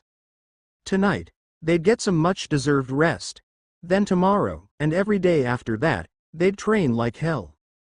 June 5, 2163 5 o'clock. Halsey waited patiently as the call was connecting. The door was locked. She'd swept the room several times over for bugs, and in addition to the sound-dampening walls, she'd installed her own precautions to ensure that no one would be eavesdropping. A soft click announced the successful connection, and the large screen in the room came to life. On it, there was a middle-aged man with light brown hair. Ah, Dr. Halsey. It's been too long. How do you do? He asked. Quite well, Dr. Shield. And you? She replied professionally. She'd set this meeting up weeks ago to ensure that she'd catch Dr. Shield at the best possible time. It was always tricky, working around the ever-shifting time zones of Island. Please, Doctor, We've been over this before. Just call me David. For how I'm doing? Well, I've been better, he answered honestly. There was a weathered appearance to him now. One that wasn't present when she'd seen him just a few years ago. She had a very good hypothesis as to why. It's always hard to see a close friend hurt so badly, but for All Might specifically, I can't imagine the pain you feel. David tried, unsuccessfully, to act confused. All Might? What are you talking about? I know he contacted you just the other day, and that you talked for an extensive amount of time. 4.5 hours, to be precise. He told you all about his latest injury, about how he's losing his strength. Jesus, Catherine, have you been spying on me? Actually, we've been spying on All Might, Halsey answered. This was the tricky part. David always had a close, tight-knit friendship with All Might. But recently that friendship had become borderline worship. He practically viewed the #1 hero as a savior of mankind. If she wanted to gain his support, she'd have to thread the needle here. Though I admit that I've also taken an interest in your past. Oh, for the love of you've got 10 seconds to explain yourself before I hang up and call Toshinori. When the world's symbol of peace falls in the next couple of years, and trust me, he will fall, absolute hell and anarchy will follow suit. Criminal rates will skyrocket and people will lose that sense of safety and security that we've been taking for granted. Of course, you already know this. David looked like he'd just witnessed his own death. His face had become ashen and his eyes were wide. It seemed like he'd forgotten to breathe as he was still as a statue. Halsey took that as her cue to continue. The world will experience a time of darkness not seen since the arrival of quirks. That is, unless you help me. David's chest started up. Slowly, but evenly. What do you mean? Halsey relaxed just a little. She'd got him hooked. I can't tell you all of the specifics right now. We're trying to keep it under wraps as best we can. However, I know for certain that you can benefit us immensely. Because of that, I'll elaborate a bit. David was now fully invested. He was completely fixated on her every word. We've made great strides in creating a new generation of heroes. They'll be better in every way conceivable. Stronger, faster, smarter, better trained, well-equipped, more organized, and most importantly, they're wholeheartedly dedicated. David sat back in his chair. Doubt etched into his features. It's a nice sentiment, Catherine, but you can't compete with Toshinori. I mean, have you seen what he's done? He carried the sky egg to safety all while he was missing his stomach and a lung. The strength. That conviction. She'd need to watch herself here. It looked like David might be slipping into a pit. You seem to be under the assumption that we're replacing All Might. We're not. And honestly, David, it might be for the best that we don't make another one of him. His eyes shot back to her with both frustration and confusion. What are you talking about? Do you know how much better the world would be with just another All Might? Or 10? Or 100? We'd actually be living in a world free of violence. Shit, backpedal. I'm sorry, it seems that I wasn't clear. The world absolutely would be better off with more people like him. But that's the thing. There weren't others like him, and so he thought he had to carry the whole world on his own shoulders. He never stopped to let others help him with the weight. You know I'm right, David. He's out there right now, killing himself to save just one more person. If he'd just stop and get some aid, he could probably keep going for 30 more years. Unlikely, but Halsey wasn't going to say that right now. She needed David's cooperation, and it seemed like she was going to get it as a small smile overtook his face. It's true, I guess. He always rushed into things without waiting for help. Hell, his entire career and he only ever had one sidekick. His hands came up to massage his forehead. I should have done more. I should have made something to help him. Something that would have stopped that hit, or made him fast enough to dodge it, or... She allowed him a moment. She wasn't lying earlier. She couldn't imagine the pain he was feeling. But Halsey knew she could help him direct it towards something more positive. You can do something, David. Maybe not for All Might, but that shouldn't be your focus now anyway. Even if you did save him, he'd have to retire sometime. And what happens after that? It's like I said, we need a new generation. We need heroes who will carry on the torch after we've passed, and who will help carry it on long after that. David seemed to be coming around. Even over the screen, she could make out the beginnings of a fire in his eyes. She had just the thing to turn that flame into an inferno.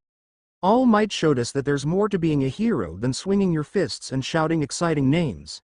It's time we took that lesson and applied it to our future. David's entire demeanor changed as the last word rang out. His earlier despair was gone, and in its place was a ferocity that could intimidate a pack of lions. What can I do to help? Finally, progress. It's well known that you've designed every single one of All Might's uniforms. A monumental effort considering that some of the greatest armor ever forged actually hinders his abilities. Well, that's an understatement if I've ever heard one. And those were just the ones that made it out of the planning phase. I lost track of just how many proposals were shelved or outright scrapped. Oh, I'm well aware of your previous ideas, Halsey said cryptically. She leaned forward. In fact, there's one idea in particular that you came up with that's captured my attention. A suit of armor that only the worthy could wield. Realization dawned on David's face right before Halsey turned to the meat of the conversation.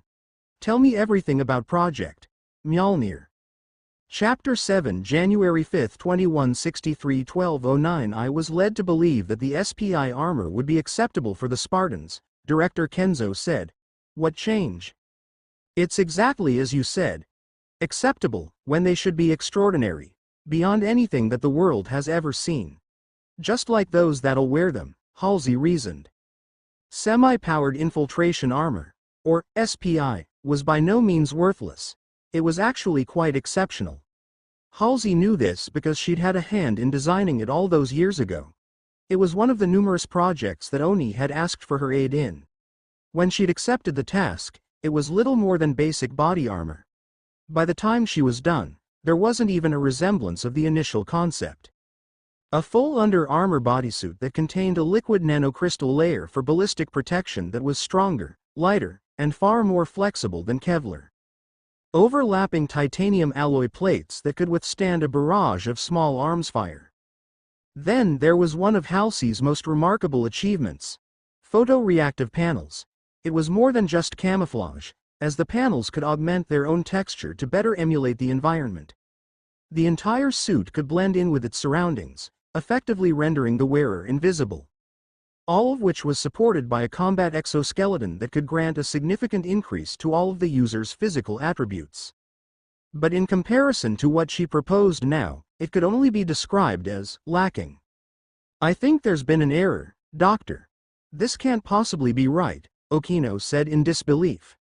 He shook his head from side to side, trying to grasp the magnitude of such a cost.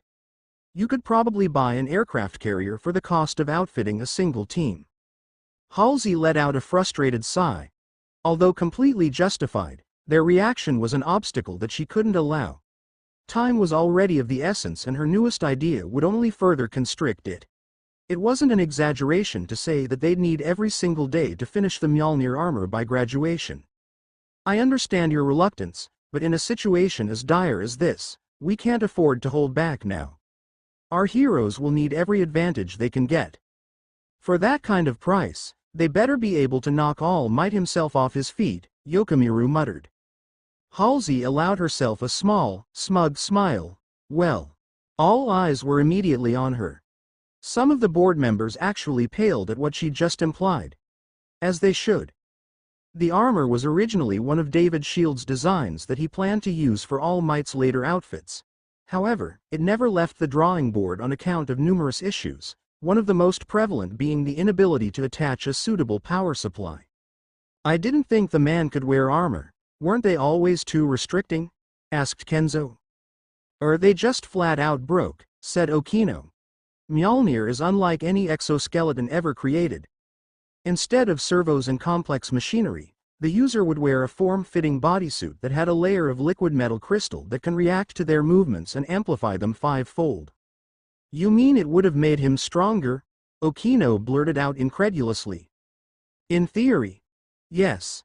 As well as being faster and more agile, though like I said, it never did make it past the planning phase. And how? Yokomiru asked. did you come across these specifications? I've known Dr. Shield for a long time. I remember years ago when he consulted me on the application of combat exoskeletons in heroics, and so I decided to get back in touch. He was distraught over the news of All Might and, after explaining to him our goals, he agreed to help us construct all the armor we need for our new heroes. You told him about the Spartans? Kenzo asked critically. She was the calmest of the group, but there was still a good amount of venom in her words. Are you out of your mind? What if he tells the Interpol? Shit. What do we do? Halsey raised her voice to be heard over the chaos. I assure you all I didn't tell him everything, only the parts one needed to convince him to give us his aid. Dr. Halsey, Yokomiru said in a low tone, this is a serious breach of confidentiality. Did you even stop to consider what would have happened had he declined your offer? I did consider the risks, and I'm telling you now that the benefits far exceed them. How so? Director Kenzo asked. Halsey could tell from her tone that she was curious, but she wasn't completely off the hook. As I've said, Mjolnir will be unlike anything the world's seen. Dr. Shield and I have talked extensively and we've made some incredible modifications. In addition to the reactive liquid crystal, there'll be multiple other layers that will aid them. The titanium alloy weave, for instance, that'll serve as ballistic protection and work to disperse heat from energy-based attacks. A hydrostatic gel layer that both regulates the wearer's temperature and can pressurize itself to save them from high G forces that can come from a villain's strength-enhancing quirk.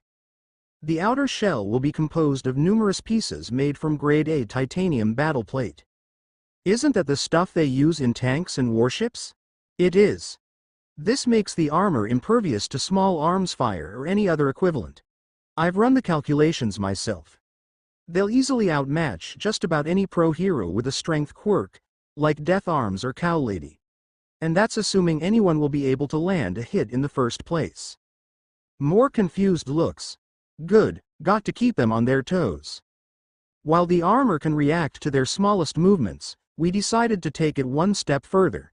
A neural interface implanted at the base of the skull will allow the suit to read the biochemical signals sent from the brain and translate it directly into the suit itself. This means that the armor can move with the wearer at a speed that's indistinguishable from their own actions. No delays.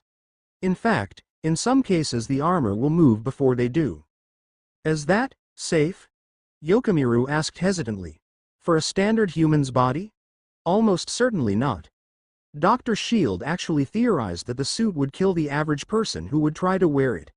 But the Spartan's augmentations will allow them to use it with ease. And what exactly is the payoff? A reaction time so fast that anyone who doesn't have a speed quirk won't even see them moving. They'll have assessed the situation, formulated a plan, and executed it before some people can even blink. Just imagine it. A hero who not only hits like a train, but can think and move faster than the average eye can perceive. Director Kenzo was silent for a moment. Halsey didn't need a mind-reading quirk to know what was going through her head. The very idea of making their already impressive heroes nearly unstoppable was a tantalizing thought. Eventually, she let out a heavy sigh, then motioned to the rest of the board. Any thoughts? Ma'am, the treasurer began. We can certainly divert funds for several suits, but I must warn you, such a cost will undoubtedly attract attention. Especially from those with a keen eye. You mean the rat? Snorted Yokomiru. Indeed, agreed the director. Principal Nezu's intrinsic paranoia of large organizations and staggering intelligence would certainly be a nuisance in the coming future. Okino grunted from the side. Dr. Halsey, what you're asking for is quite frankly insane. That being said, I wholeheartedly believe this is something we should invest in. I have little doubt that these suits will give them exactly the edge they need. Yokomiru decided to chime in. I second that. We've already taken so much from them. The least we can do is make sure they have the best tools available. We can't put a price tag on saving the world. Nods and hums of agreement resonated. Kenzo appeared pleased. Very well, Doctor, it seems we've reached a consensus. If there's anything else you need, you know where to send your requests. Thank you, Director, Halsey said. She hadn't even finished the sentence before she was running through all the materials and personnel she'd need. It would be a race against time, no other way to put it. But she was confident that if they started now, they could finish the first batch of suits by. "And doctor?" An icy voice called out to Halsey.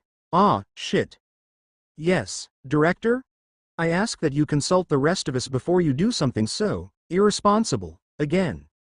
Your work is invaluable to us, but that doesn't mean we'll allow you to get away with doing whatever you want." Her words were sharp, but they were honest. "Am I understood?" Halsey chose to answer with a nod and a simple, "Understood." It looked like she'd pushed her boundaries a little too far on this one. She'd have to rein it in for a while to prevent anything severe. Oh well. She'd played this game 100 times over with Oni. It wouldn't be any different here. Mark her words, her Spartans would only receive the absolute best. Nothing less.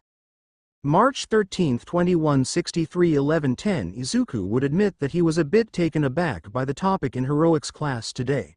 He knows he shouldn't be, as this was something they were informed back on their very first day. Still though, it's an uneasy concept for him. "Sakamata Kugo," Tsutsumi-sensei said. "Does anyone know who this is?" Izuku waited patiently to see if one of the other candidates would answer. Things were different here. In his old school, Aldera, he always kept his head down.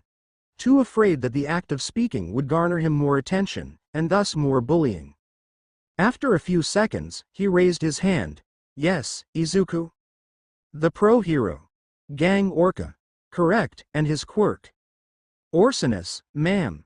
It grants him all the powers of an orca whale."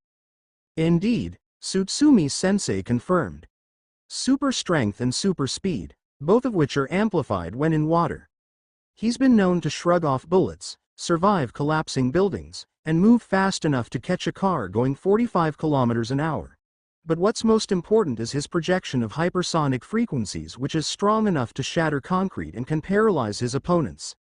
Knowing all of this, does anyone have any suggestions on how to fight him?" At this, Izuku again waited to let someone else speak up.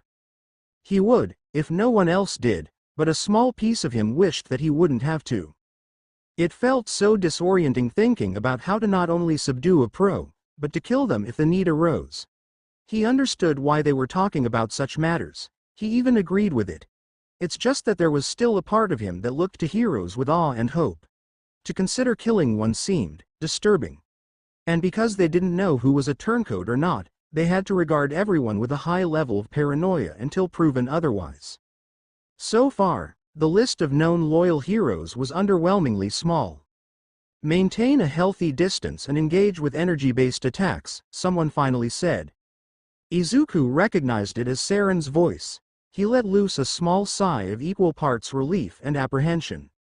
While many of the other candidates shared his discomfort in planning ways to defeat the heroes they'd looked up to for their lives, there was a significant portion that had no qualms with it. Those like Saren, Jay, and May took a far more pragmatic approach to the whole thing. If a hero turned out to be loyal, then there was nothing to worry about. It was simply insurance. But if they were a traitor, then they needed to be put down immediately, before they could hurt anyone. Nevertheless, all heads turned to hear her out. Gang Orca is known to be sensitive to extreme heat, as his quirk causes him to dehydrate faster than normal. If we could surround him with multiple directed energy weapons like microwave emitters, then we could potentially subdue him in seconds without having to engage in physical combat. Izuku is somewhat startled. Saren's recommendation was far tamer than some of the other plans she'd put forth. The stunned expressions of his team and the other candidates around him could only confirm this. Even Tsutsumi-sensei seemed pleasantly surprised by this change. From what he and the candidates could gather, she used to be some sort of enforcer for the commission, taking out high-risk targets and keeping to the shadows. It must have been irksome to hear such explosive and overkill strategies. Saren usually didn't like to take any chances and would recommend something crazy like preemptively placed machine gun nests and close air sup. If all that fails, then several snipers with SRS-99 anti-material rifles and a few SPNKR rocket launchers will surely punch through his tough exterior. After all, those weapons are designed to pierce tank armor, so a fish certainly won't stand a chance. Goddammit, Saren. Chapter 8, August 9, 2163. 1320. Are all of you ready? Hitoshi asked cautiously. Absolutely, Izuku reassured him. Without a doubt, Mei responded in a chipper tune. 100%, Will said confidently.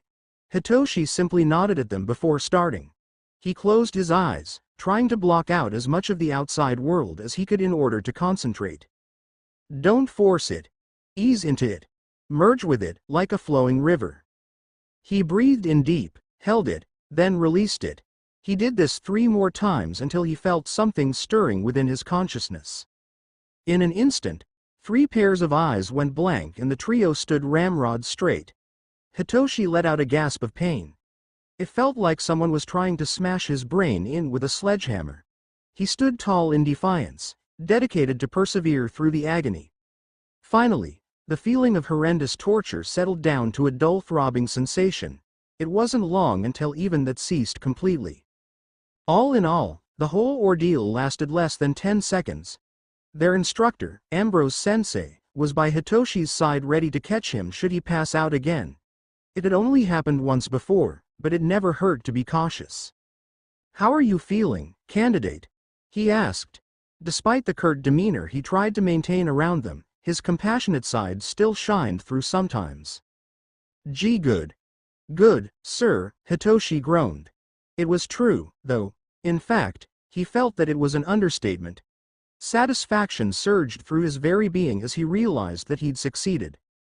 His quirk, brainwashing, allowed him the ability to control the minds of others. Though there were still a couple of limitations. He could only give those under his influence basic orders, nothing too complex. Sufficient damage, a hard punch or a rock thrown at their head, to the person would break the link between them. And he had to establish each link individually.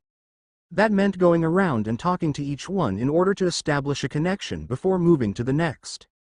Except that last part wasn't the case anymore. It hasn't been for about a month now. The quirk development training for those that had them was intense. But they yielded results. Already, Hitoshi was able to control up to a dozen people, and he could link with 2 of them at a time with only minor discomfort. He decided to test his mental hold over his friends, see if it was any weaker in comparison to when he normally did it. Turn around. They complied instantly. All 3 simultaneously did an about-face and waited for their next order. Do 20 jumping jacks. No hesitation. So far so good. Hitoshi looked at Ambrose Sensei and nodded. The instructor walked up next to Izuku and placed a hand on his shoulder. He lightly shook the candidate, trying to snap him out of his control. Hitoshi checked on his link and found it to still be strong. A testament to all the training he'd done with his quirk so far. Still good. Ambrose Sensei then grabbed both shoulders and shook him about more violently. Hitoshi checked again. Still good. The instructor nodded. He stepped back and brought his fist back. His punch impacted Izuku square in the chest. Hitoshi knew it wasn't even close to being his strongest, but still winced as Izuku flew into the air. He could feel the link was severed before he hit the padded floor. He went ahead and cut the connection with the other 2, then helped Izuku off the mat. So, it worked? You got all 3 of us? Izuku asked. Hitoshi couldn't help but smile. Good ol' Izuku. There was no, "Ah, that punch hurt," or, "Wow. Was that really necessary?" That came from him. Always so focused on the mission. Yeah, it worked flawlessly, Hitoshi confirmed. The link appeared as stable as any ordinary one, Ambrose Sensei chimed in. But we're gonna have to keep practicing for a while. Those headaches look killer. Will and Mei were quick to join the other 2. Still feels like someone stuck a blender in your head, huh? Mei asked. Kind of, Hitoshi confirmed. It's definitely a lot less than it was the first few times. Like he said, I just need more practice. Will clapped him on the back and gave him one of his patented toothy smiles. You're doing great, man. We believe in you. Mei and Izuku flashed their own smiles towards Hitoshi in agreement. He simply nodded his head in return. After all this time, It still felt a little weird for him to have the faith of such close friends. Weird, but good. Ambrose Sensei called over to them, still looking at the datapad in his hand. Seems like your session's gonna be cut a little early today. Fireteam Valiant's looking for a few more teams to test their quirks on. Alright team, let's get moving, Izuku ordered. As he spoke, he brought a fist up to eye level, with his index finger pointed towards the sky. Then he spun it in a circle twice. Form up. They'd started using hand signals for a while now. All the teams did. They didn't come from the same place, though. Some had been adopted by observing their instructors. Mendez Sensei in particular. Others had been incorporated due to a few candidates knowing sign language like Solomon and Jay. And then there was a growing amount that had been made up right on the spot. Hitoshi noticed that none of them questioned Izuku's order. They simply accepted the command and tightened their grouping to make it more orderly. There was a small, immature part of him that asked, "What gives him the right to boss me around?" Hitoshi took that thought out back and shot it dead. There was no room for such thinking. They weren't just kids anymore, as terrible as that was. They were candidates. Future Spartans. To become the best heroes the world would ever see, they'd need to have unshakable faith in one another. After all they'd been through, and with all they were going to go through, Hitoshi knew from the bottom of his heart that he trusted his teammates with his life. December 10, 2163 10:02. This was just about everything May could have asked for. It wasn't perfect, as there were still quite a few things missing. But damn was it close. As you might have noticed, the MA5K doesn't come with the same built-in electronics suite that the MA5B has. There's still an ammunition counter located in the back of the carrying handle, but all of the other housekeeping functions have been removed. This means no compass, no HUD interface, and no SmartLink scope. May looked back down at the weapon resting on the table in front of her, the MA5K carbine. A gas-operated, magazine-fed, cut-down version of the classic MA5B rifle the United States Marine Corps used. Chambered in 7.62 by 51 mm full metal jacket and with a firing rate of 900 rounds per minute, there was no body armor in the world that could withstand more than a few hits from it. The carbine variant wasn't too popular outside of special forces, but the reduced size and weight made it much easier for the candidates to handle. Hence, why the commission likely purchased them in bulk. They'd been learning about firearms and other such weapons for a few weeks now. Mendez Sensei first introduced the topic during one of their heroics classes, much to the confusion of many of her friends. They'd all gotten it in their heads that heroes were supposed to use their quirks and fists to fight the villains. Guns were generally associated with, well, the villains. Mendez Sensei was quick to correct that line of thinking. He explained how many heroes around the world actually used guns or some other form of weapon for their fighting style. The pro-hero Snipe and their own Lady Nagant were perfect examples. But he'd made it clear that they wouldn't be the only ones using them. Villains will use everything they can to fight you, not just their quirks. Guns, knives, bombs, and anything else you can think of is on the table. With big companies like Detonarod and Feel Good Incorporated, you can count on their soldiers being well equipped. Anyone else would have been terrified at the thought of a thug wielding a machine gun in one hand and shooting lightning bolts out of their fingertips in the other. But the Spartans? This was just an excuse to use bigger and better babies. Babies with high calibers and higher rates of fire. With optional non-lethal ammunition, of course. Truth be told, May wasn't bothered by the thought of using a gun. Instead, it was like a breath of fresh air. Working on machines and equipment was her calling, and it had been her plan for the future as she wanted to become a support hero. But that was a long time ago. Now, she had a duty to her comrades and the people. It didn't really bother her that much, though. Sure, she was kidnapped from her family and forced into a life of the most brutal form of community service, but she understood the necessity behind it. Besides, she discovered the greatest friends anyone could ask for and was given access to the most advanced gear that money could buy. But she'd gotten sidetracked again. Functionally, the MA5K isn't different from the MA5B, so everything you've learned will still apply. That being said, you will follow along with me. First, you'll need to remove this pin here. They spent the next hour stripping their weapons down, becoming familiar with each and every part. For May, it was total bliss simply being able to take something apart and put it back together again. It was like she was back in her old workshop. Sort of. She didn't have the same autonomy that came with her old lab, nor was she alone. Though, that last part didn't affect her. So does anyone know when we're actually gonna use these things? Will whispered. His foot tapped incessantly against the ground, but she could tell that it wasn't fear or anxiety that plagued him. May had a good read of everyone in her team, and a few others too. Her quirk, Zoom, gave her the ability to magnify her vision and see with crystal clarity from incredible distances. Her personal best so far was 3 kilometers. But up close, it allowed her to capture even the smallest twitches of the face. Micro-expressions, the instructors had told her. Nothing escaped her impressive eyesight. Not a glint of the eyes, nor a curve of the lip or a raise of the eyebrow. Though, it helped that Will could put some actors to shame with just how expressive he could be. The wrinkles at the edge of his eyelids and the way the corners of his lips drew up made it clear that he was excited at the thought of something new. Easy there, Will, Izuku chided. We'll get to that soon enough, but right now this is more important. He's got a point. May chimes in. Hitoshi grunts in agreement, but he remains speechless at Izuku's side. He appeared to be having the most difficulty in maneuvering through the plethora of tiny parts and complex mechanisms. It didn't matter too much right now. They'd have plenty more opportunities to understand their newest babies. If they wanted to use their top-of-the-line equipment to the best of its abilities, then they'd have to know each and every piece of it. Mendez-sensei had told them that ultimately, the greatest weapon they had was themselves, but that their gear would expand their options.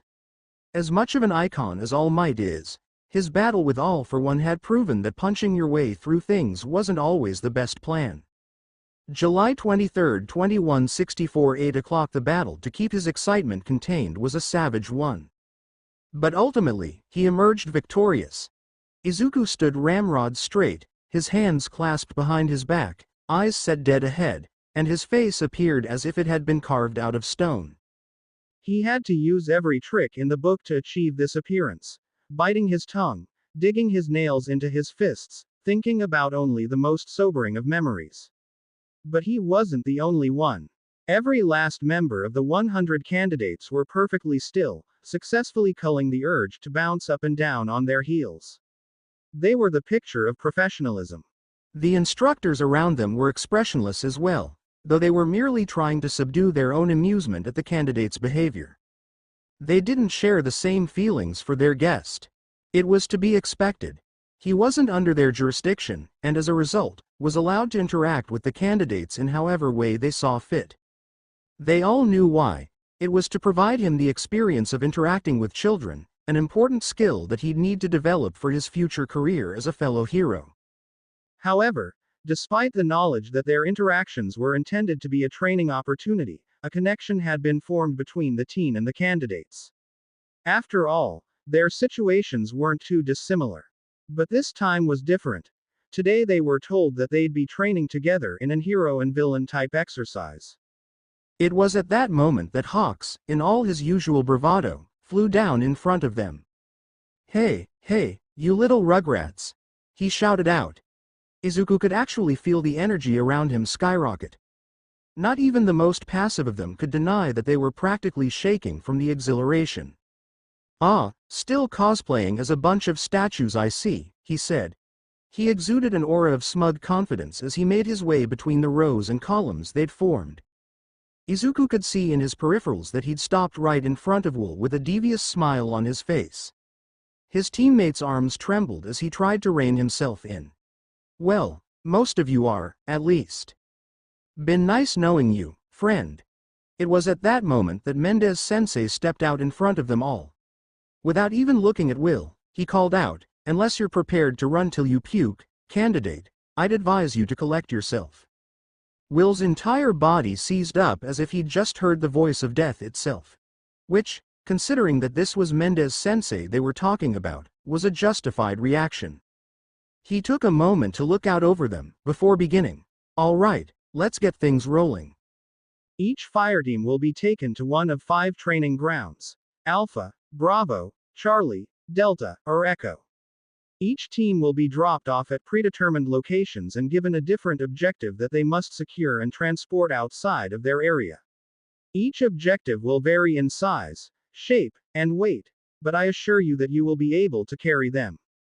There is no penalty for working together, nor is there one for working against each other. Now comes the twist. Hawks took his cue and stepped forward. Sorry kiddos, but today we're gonna be on opposites of the law. It's my job to stop you from getting your prizes, and to do so I'll have my feathers spread throughout all 5 areas, listening and waiting for you. I'm supposed to catch and carry you back to the instructors where they'll take you to a different part of the training ground where you'll start all over again. For this exercise, you'll all be allowed to use any and all of the skills you've acquired to avoid capture. Everyone will be given enough supplies for a single day, as you'll all have until tonight at 2,200 hours to complete this exercise. Under the mask of professionalism that he directed, Izuku's mind was going into overdrive. Despite the camaraderie that they'd developed with Hawks, they'd never determined the full extent of his power. He knew that he could control at least 100 feathers at a time on account of their initiation all those years ago. But what was the range with which he could hear through them? Each one could lift up any candidate, but how much further could they go? Could a single feather capture an entire team if given the chance? There were so many unknowns that Izuku had to force himself to shut down his inner ramblings and focus solely on what was in front of him. Which happened to be his newest role model sassing them one more time. Hawks gave them his best smile, full of teeth and smug as hell, before gracing them with some words of not encouragement. I'd say good luck, but I don't think that it'll help you much here. Hitoshi summarized all of their thoughts into a single perfect mutter. Well shit. Chapter 9. July 23, 2164. 11:35. Mei led the team at a decent pace through the tree line, her eyes constantly scanning through the foliage to assess the area. Because of her quirk, it made sense to have her take point as she could easily spot anything out of the ordinary. Like right now, when she noticed a touch of red amongst a wall of green. She threw her fist into the air just high enough for the others to see it. All 4 stopped in their tracks, waiting for her next signal. After a few seconds, she shook her head from side to side. Trouble ahead. Izuku was by her side in an instant. She hadn't heard him move at all, but she wasn't too surprised. Mendez-sensei had been teaching them all how to stay light on their feet while moving. Shifting your weight, using the ball of your foot, and all that other good stuff. The others formed a small perimeter. Hitoshi and Will were watching different directions to provide a full 360 degrees of surveillance. What's the issue? Izuku whispered. It was important to be as quiet as possible, since they weren't sure what Hawk's range was for listening with his feathers. 1 o'clock, 80 meters out, in the tree just left of the one with a broken branch, Mei explained. Izuku squinted his eyes, trying to make out where she was talking about. He sighed in frustration. I can't see it. You're sure? Positive, she said. Izuku pulled out the small map of Training Ground Alpha that they'd been given, along with a marker. All right, mark it and let's get moving. You all know the drill. This was the 4th feather that she'd spotted so far, and each one that they'd had to backtrack and plot a different route which cost them time. Not a lot, but it was still frustrating. The area they were in, Training Ground Alpha, was oval-shaped and a few dozen square kilometers. Normally, they'd be able to find the objective, which was predictably near the center, and exit the grounds in well under an hour. However, at their pace and with all the stops they'd been making, it would easily be well into the afternoon before they'd finish. And that was if everything went smoothly. She quickly drew an X, where she'd spotted it and passed the items back to Izuku. It was as he folded and stuffed it into one of his pockets, that Mei heard the faintest rush of air. It sounded like the beating of WI. No, above. Hitoshi tried to shout. He was cut off on account of being launched into the air by a pair of feathers. Mei, Izuku, and Will all whipped around to see Hawks and their teammate floating a few meters in the air, a gloved hand pressed firmly against his mouth. They each assumed a stance, ready to fight at a moment's notice. but remained in place as they were unsure of what to do. Not only had he gotten the jump on them, but now he held their teammate in his grasp. Huh, easy enough. Now that you're out of the way, I can focus on the rest of you, Hawks said cheerfully. With that, his wings turned into a flurry of red as small projectiles flew out to capture them. May jerked herself to the right, deftly evading the first feather that shot towards her and just barely dodging another that swooped in from behind. She knew that Hawks had already won. That his whole situation, from the big theatrical entrance to this, was just him being his usual, dramatic self. He could have sent in a dozen feathers as soon as he spotted them and been done with it. Oh well, more training for us. It didn't take more than a few seconds for the three of them to become overwhelmed. Not only were his feathers agile, but none of them really had a good way of fighting back against them. Soon enough, the entire team were dangling in the air with Hawks giving them his smuggest of smiles. Next time, try to make it just a little more challenging, okay? Minutes later, they were back at the edge of the training ground, right where they'd started, an hour and a half ago. Will swore, Hitoshi groaned loudly, Izuku put his hands to his face, and May simply looked up to the sky.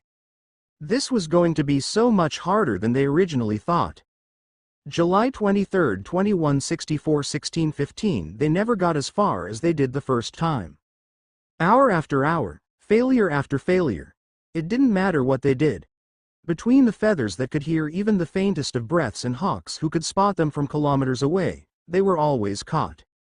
Not even when they came across other teams and worked together were they able to make a difference. Hawks would simply just prioritize their capture and swarm them. It was at this point that Izuku was practically seething. As much as he was able to keep a lid on it, the rest of his team and the other teams that they'd joined up with weren't bothering trying to control themselves. Seriously, how the hell is this possible? Saren grumbled.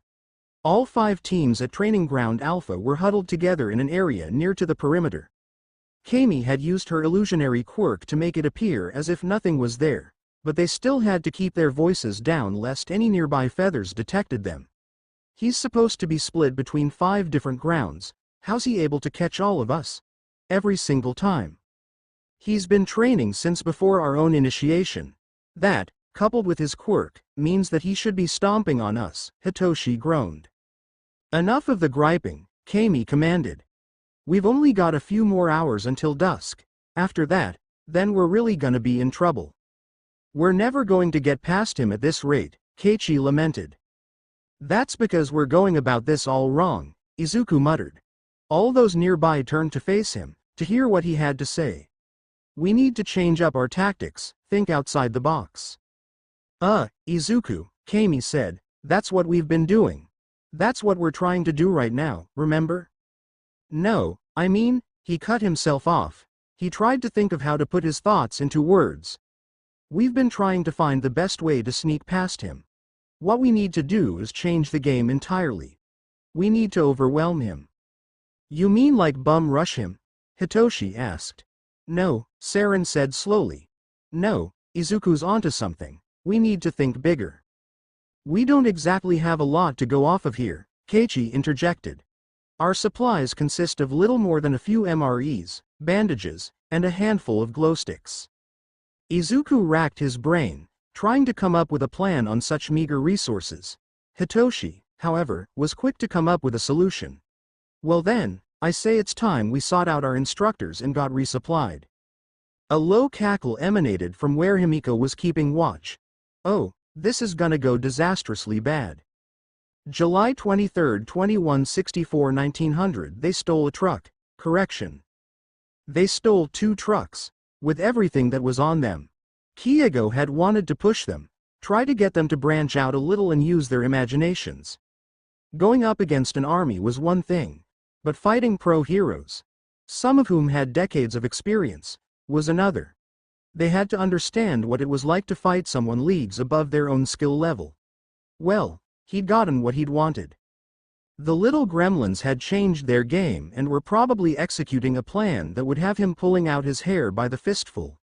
The instructors who lost the trucks and gear had radioed it in not too long ago. The candidates had snuck up on them, incapacitated them, which wasn't hard with people like Hitoshi, Kami, and Himiko, and were long gone before they'd woken up. He was assuming that they were all working together at this point. It only made sense. He had no idea where, or even what their objectives were. That information had been purposefully kept from him so that he couldn't just set a dozen feathers over them and call it a day. It was, honestly, the only advantage they'd been given, and even then, he'd overheard talk of changing that up too. So here he was, flying around in lazy circles over Training Ground Alpha, waiting for the other shoe to drop because that's all he could think of at the moment. Poor kids. Poor, dumb kids, Kago thought solemnly. He'd become quite attached to them over the years. How could he not? Their situations were so similar and yet so depressingly different. They had teams and other kids around their age to support each other. He had to go through his upbringing alone, with only the doctors and suits to accompany him. It could have been worse. But it also could have been better. He shook his head to clear his thoughts. No use thinking about that now. What I need to do is focus on them. Make sure that they'll be as ready as can be when they meet the outside world. Damn, that's gonna suck. Movement. Movement and noise. Lots of noise. He was able to pick up on the sound of what could only be truck engines. Their headlights, along with their brights, were on and shining spectacularly in the evening light.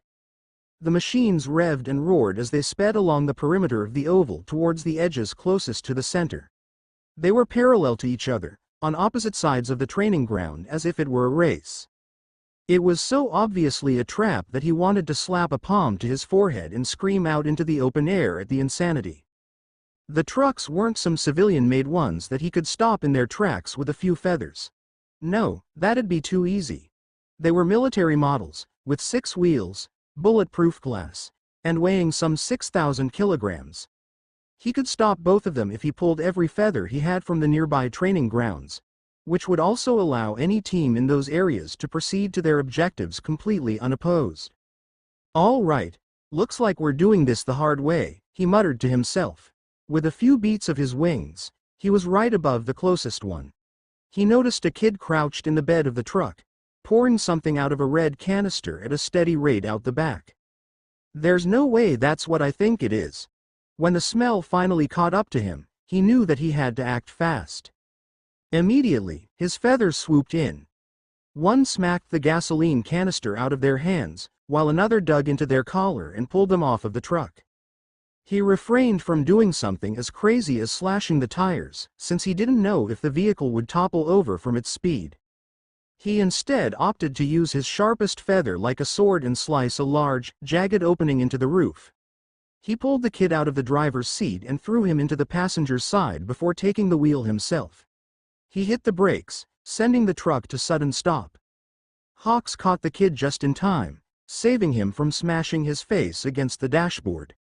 He kicked open the door and pulled him out by the scruff of his collar. He had his feathers bring in the other one that he'd snatched up just a moment ago. He brought the 2 of them to his face so that he could properly intimidate them into giving him some answers. The eyes of Akari and Ray were smug and full of mirth. They declared to him in no uncertain way that they wouldn't break no matter what. "You little brats, we'll see about that. What are you idiots up to?" "What's with the gasoline?" he exclaimed. It was too late, though. Out of the corner of his mind, he picked up on the telltale sound of flames crackling, and in the distance he could see a fire racing towards the truck as it followed the trail of gasoline. It didn't go all the way to the truck, but he wasn't taking any chances. He flew back 100 meters or so from both the truck and the woods, unaware of the mistake that he'd made. It was at this moment, when he was distracted, that the 2 candidates enacted the final part of their mission. Ray reached up with his left hand and ripped the golden visor from Hawk's face. Simultaneously, Akari slammed the handful of sand she'd stashed in her pocket into his wide and startled eyes. That night, as Training Ground Alpha burned, Hawks inadvertently taught the 2 candidates several new obscenities. July 24, 2164, 2 o'clock. The plan had worked beautifully. Izuku remembers the moment when Hawk's feathers went from what can only be described as an alert state to absolutely frenzied. They were erratic in their movements, zipping to and fro, stopping for a few seconds before going back to racing off in some random direction. More than likely, They were trying to track down the small critters that had been disturbed by the fire. Hawks had shown before that he could tell the difference between the sounds a human made and those of other animals. But that was when things were quiet, and he could better focus. Thanks to Akari and Ray, he didn't have that luxury. But that was just one thing amongst many. Sure, they could have had Kami create illusions of fires to get a similar reaction from the wildlife, but it wouldn't have been as far-reaching in effect as the real thing. Besides, she was already making illusions that produced human noises to confuse Hawk's feathers even further. The equipment they'd stolen from their instructors proved to be invaluable. Night vision goggles, handheld radios, stun batons, even little things like wristwatches were an absolute boon. Life was so much easier when you just took everything you needed. Life was also easier when you got your enemies to fight each other. The crews that showed up to contain the fires also came under assault from Hawk's feathers, leading to even greater discord. It was magnificent. Of course, all good things came to an end. When all the objectives had been acquired, Izuku and everyone else proudly stepped out into the open, only to come face to face with Mendez-sensei. He was not happy. Which was how they found themselves here, face first in the dirt at some ungodly hour in the morning, struggling to breath as Mendez-sensei continued to call out reps. Despite the fact that every single one of them had passed the point of muscle failure. On your feet, he shouted. Izuku tried to snap into a standing position, but in reality, it resembled something more along the lines of a zombie rising from the dead. Izuku 013, remind me, what was your mission report? Sir, all objectives complete, he shouted out. Well, as best as he could. He gulped down another breath of air before finishing. Did we win? Well, candidates? Do you all feel like winners? Mendez-sensei snarled. A chorus of the most downtrodden and resentful voices called out, Sir, yes, sir. Good. Now, we're not leaving until you all have done a representative for every single yen the commission had to use to bribe the authorities. Izuku wanted to cry. He's pretty sure a few of them actually did. Chapter 10 July 21, 2167 525 Izuku wasn't entirely sure what was going on. The majority of that had to do with the fact that not one of the instructors or doctors had explained to him the situation. Not that he or his fellow candidates bothered to question them. They were told to follow Mendez-sensei to the labs, so that's what they did. Izuku did, at least, have an idea. He knew that this was part of the process referred to as graduation by the staff. It was in this building full of sterile white walls and expensive-looking machinery that they would take their final step towards becoming fully fledged Spartans.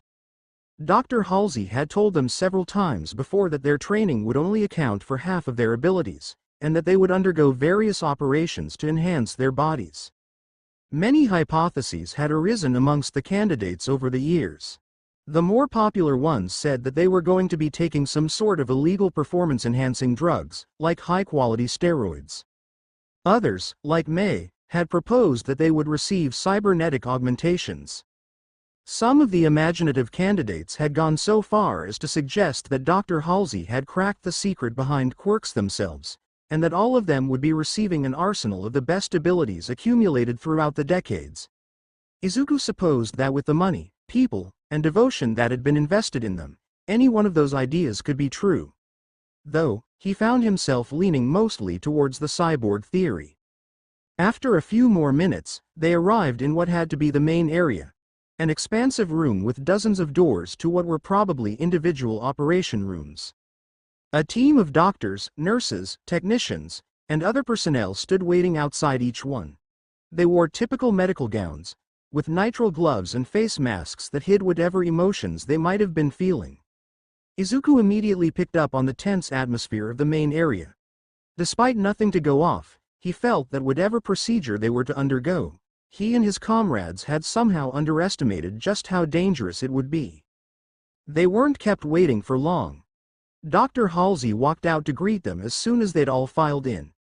Candidates, welcome to Black Site 1. It is here that your training will end.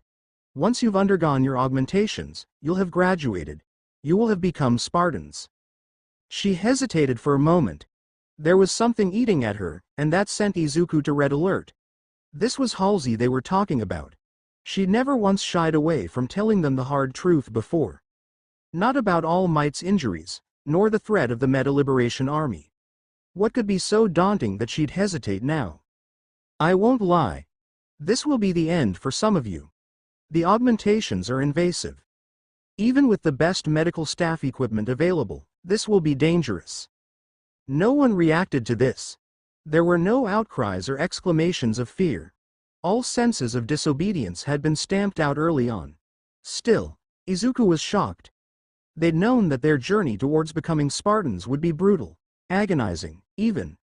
But to know that some of them would die here, before they'd even have the chance to go out and do what they'd dedicated their lives to. It was unfair, it was tragic, it was necessary. It had to be. After everything that they'd done, there was no way the Commission would just waste their lives unless these augmentations were positively essential. Izuku was proud of his team, and every last one of the other candidates. They'd all gone above and beyond. They were already a force to be reckoned with, but against the likes of an entire army, they'd need something to even the playing field. And this was it. It had to be if Dr. Halsey, Mendez-sensei, and everyone else were willing to risk everything on it. Whatever these augmentations did, they would help him fight the MLA. They would help him save people. Once she'd allowed the information to settle in, Dr. Halsey continued. You'll have a moment with each other before we begin. Good luck, candidates. He looked at his team, his friends. Hitoshi, Mei, Will, they'd been the greatest things that's happened to him. And now, there was a chance that they could. Well, see you all on the other side. Izuku stared dumbly at Hitoshi for a moment. Out of everything his teammate could have said, that was not what he'd been expecting. Lighten up, Izuku, Mei commented. This isn't the end. Not for us. No matter what happens to us, we'll always be there for each other. Will then placed a hand on both Hitoshi's and Mei's shoulders before looking Izuku in the eyes. This is just another test. One last obstacle. We'll crush it like we have with everything else before. After that, well, after that it sounds like we're gonna be freaking superheroes. Will's confidence was infectious, and soon Izuku found that he too felt just as determined to see this through. They were right. This wouldn't be the end. Just one more challenge. Halsey felt nauseous. Working with Oni had taught her many valuable lessons, key amongst them was how to keep a straight face. She was able to maintain that facade until she made it to her temporary office. There, she made no effort to keep appearances. She flopped onto her chair and stared in at the bland ceiling while running her fingers through her hair. They shouldn't have accepted it so easily. They should have been disturbed. They should have been outraged. Despite all their training, they were still teenagers. In fact, some of them weren't even that. The ages of the soon-to-be Spartans varied between the oldest of 16 and the youngest of 12. She'd known soldiers in their 40s who were terrified at the possibility of meeting their untimely end. The candidates were far too accepting of the possibility of death. The children were far too accepting, but this was what they created. This was what they needed. For years, she pored through the data, desperately searching for something that would increase their chances of survival by just a few more percentages. She'd thought about asking Dr. Shield for his help, but he was already swamped with the numerous setbacks they'd come across with Project Mjolnir. Even now, they were still behind schedule. The first batch of suits wouldn't be complete for a few more months. She'd already made the call to issue SPI armor to the Spartans in the meantime. It would do for now. There wasn't a moment to lose. She'd done all she could to help them through the augmentations. Now, it was time to turn her focus towards the other areas that would aid them. Armor, logistics, intelligence reports, it didn't matter. Anything to drown out dread that seemed to loom all around her. It didn't take long for the screaming to start. Well, I hope everyone liked the story, and please share or leave a like and a blue heart in the comments or subscribe to see that you guys like the story, and I'll see you all on the next.